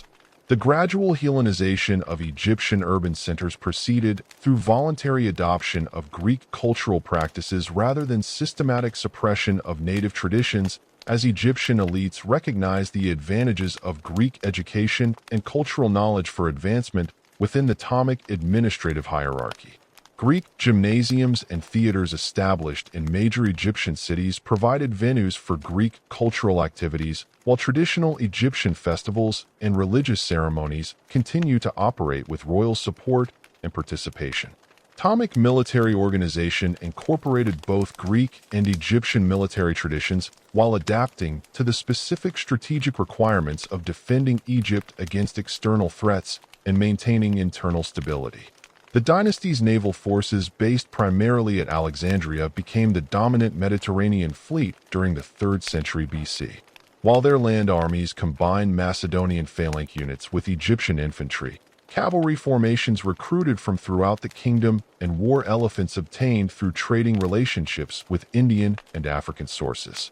The decline of Ptolemaic power. The reigns of Ptolemy IV and his successors witnessed systematic weakening of royal authority as court intrigues eliminated competent administrators, while military resources were diverted to dynastic conflicts rather than external defense or internal development. The native Egyptian rebellions that erupted in Upper Egypt during the late 3rd and early 2nd centuries BC represented the most serious challenges to Ptolemaic authority since the dynasty's establishment, as Egyptian priests and local leaders exploited royal weakness to establish independent kingdoms centered on traditional religious centers like Thebes and Edfu. These rebellions achieved temporary success in eliminating Ptolemaic administration throughout southern Egypt, while their leaders adopted full pharaonic titles and attempted to restore traditional Egyptian governmental institutions. The suppression of these rebellions required enormous military expenditures that strained Ptolemaic financial resources, while the harsh reprisals that followed eliminated much of the native Egyptian leadership that had provided administrative expertise and cultural continuity throughout the Hellenistic period. The systematic destruction of Egyptian temples and the execution of rebellious priests created lasting resentment among Egyptian populations while eliminating institutions that had legitimized foreign rule through their incorporation into traditional religious frameworks. Roman intervention in Ptolemaic affairs began during the 2nd century BC as the expanding Roman Republic sought to prevent any single Hellenistic kingdom from achieving dominance in the eastern Mediterranean, while Roman merchants and financiers recognized the enormous economic opportunities available in Egyptian markets. Roman diplomatic support for weak Ptolemaic rulers created dependency relationships that gradually subordinated Egyptian foreign policy to Roman strategic interests, while Roman military intervention and dynastic disputes established precedents for direct Roman involvement in Egyptian internal affairs. The reign of Cleopatra VII, who became pharaoh in 51 BC, represented the final attempt to restore Ptolemaic independence through alliance relationships with powerful Roman leaders who might provide military support against rival Roman factions seeking to establish direct control over Egyptian wealth and strategic positions. Cleopatra's political acumen and cultural sophistication enabled her to maintain Egyptian independence for nearly 2 decades, while her relationships with Julius Caesar and Marcus Antonius provided temporary protection against Roman annexation. Cleopatra's alliance with Julius Caesar involved both personal and political dimensions, as the Roman dictator's military support enabled her to eliminate rival claimants to the TMC throne, while his protection prevented other Roman leaders from attempting to conquer Egypt during the final phase of the Roman Republic's internal conflicts. The relationship produced a son, Caesarion, whose potential claim to both Egyptian and Roman authority created additional complications in the succession disputes that followed Caesar's assassination in 44 BC. The subsequent alliance between Cleopatra and Marcus Antonius represented a more comprehensive partnership that sought to create an Eastern Mediterranean empire capable of challenging Roman expansion while preserving Hellenistic royal traditions through the establishment of a new dynastic line combining Ptolemaic and Roman authority. Antonius's control over Roman territories in the east provided military resources and strategic positions that strengthened Egyptian defense capabilities, while Cleopatra's wealth and administrative expertise supported Antonius's political ambitions within the broader context of Roman civil warfare. The Battle of Actium in 31 BC marked the decisive confrontation between the combined forces of Antonius and Cleopatra against Octavian's Roman fleet, resulting in a complete defeat that eliminated the last possibility for Egyptian independence while establishing Octavian's dominance. Throughout the Roman world, the naval engagement involved over 400 warships and demonstrated the tactical superiority of Octavian's forces, while the flight of Antonius and Cleopatra from the battlefield eliminated their credibility as effective military leaders capable of continued resistance to Roman authority. Octavian's invasion of Egypt in 30 BC proceeded without significant resistance, as Antonius's remaining forces either surrendered or fled, while Egyptian populations recognized the futility of opposing the victor of Actium, who now commanded overwhelming military superiority throughout the Mediterranean world. The capture of Alexandria marked the effective end of Ptolemaic rule, while Cleopatra's suicide eliminated the last representative of a dynasty that had governed Egypt for nearly 3 centuries. The transformation of Egypt into a Roman province under Augustus represented the final extinction of pharaonic authority that had governed the Nile Valley for over 3 millennia. The new Roman administrative system eliminated traditional Egyptian governmental institutions, while the systematic suppression of native religious practices that had legitimized pharaonic rule throughout Egyptian history marked the definitive end of one of humanity's oldest continuous civilizations. Augustus's administrative arrangements for Roman Egypt emphasized direct imperial control rather than the client-kingdom relationships that Rome had established in other eastern territories, reflecting both Egypt's enormous economic value and the strategic importance of preventing any future challenges to Roman authority in this crucial region. The appointment of Roman prefects rather than native rulers eliminated possibilities for the restoration of independent Egyptian authority, while the systematic Romanization of Egyptian institutions ensured permanent integration into the Roman imperial system. The cultural impact of Roman conquest extended beyond immediate political changes to affect Egyptian religious practices, artistic traditions, and social structures in ways that would permanently alter the character of Egyptian civilization. The suppression of traditional Egyptian temples and the promotion of Roman religious practices eliminated the institutional framework that had preserved pharaonic cultural traditions throughout previous periods of foreign rule, while the systematic destruction of Egyptian historical records and monuments erased much of the documentation that had maintained cultural continuity throughout Egyptian history. The death of Cleopatra IIth in 30 BC thus marked not merely the end of Ptolemaic rule, but the final extinction of pharaonic Egypt as an independent political and cultural entity. The Roman province that emerged from Augustus' administrative reorganization bore little resemblance to the kingdom that had dominated the ancient world for millennia, while the systematic elimination of traditional Egyptian institutions ensured that pharaonic civilization would survive only in archaeological remains and fragmentary textual sources that would inspire later generations of scholars and admirers, but could never restore the living culture that had sustained Egyptian greatness throughout the ancient world. The fall of pharaonic Egypt represented one of history's most significant cultural extinctions, as a civilization that had continuously developed for over 3,000 years disappeared permanently under the weight of foreign conquest and cultural suppression. The transformation of Egypt into a Roman province marked the end of the last independent kingdom that maintained direct connections to the ancient world's earliest civilizations. While the systematic destruction of Egyptian cultural institutions eliminated knowledge and traditions that had accumulated over millennia of continuous development,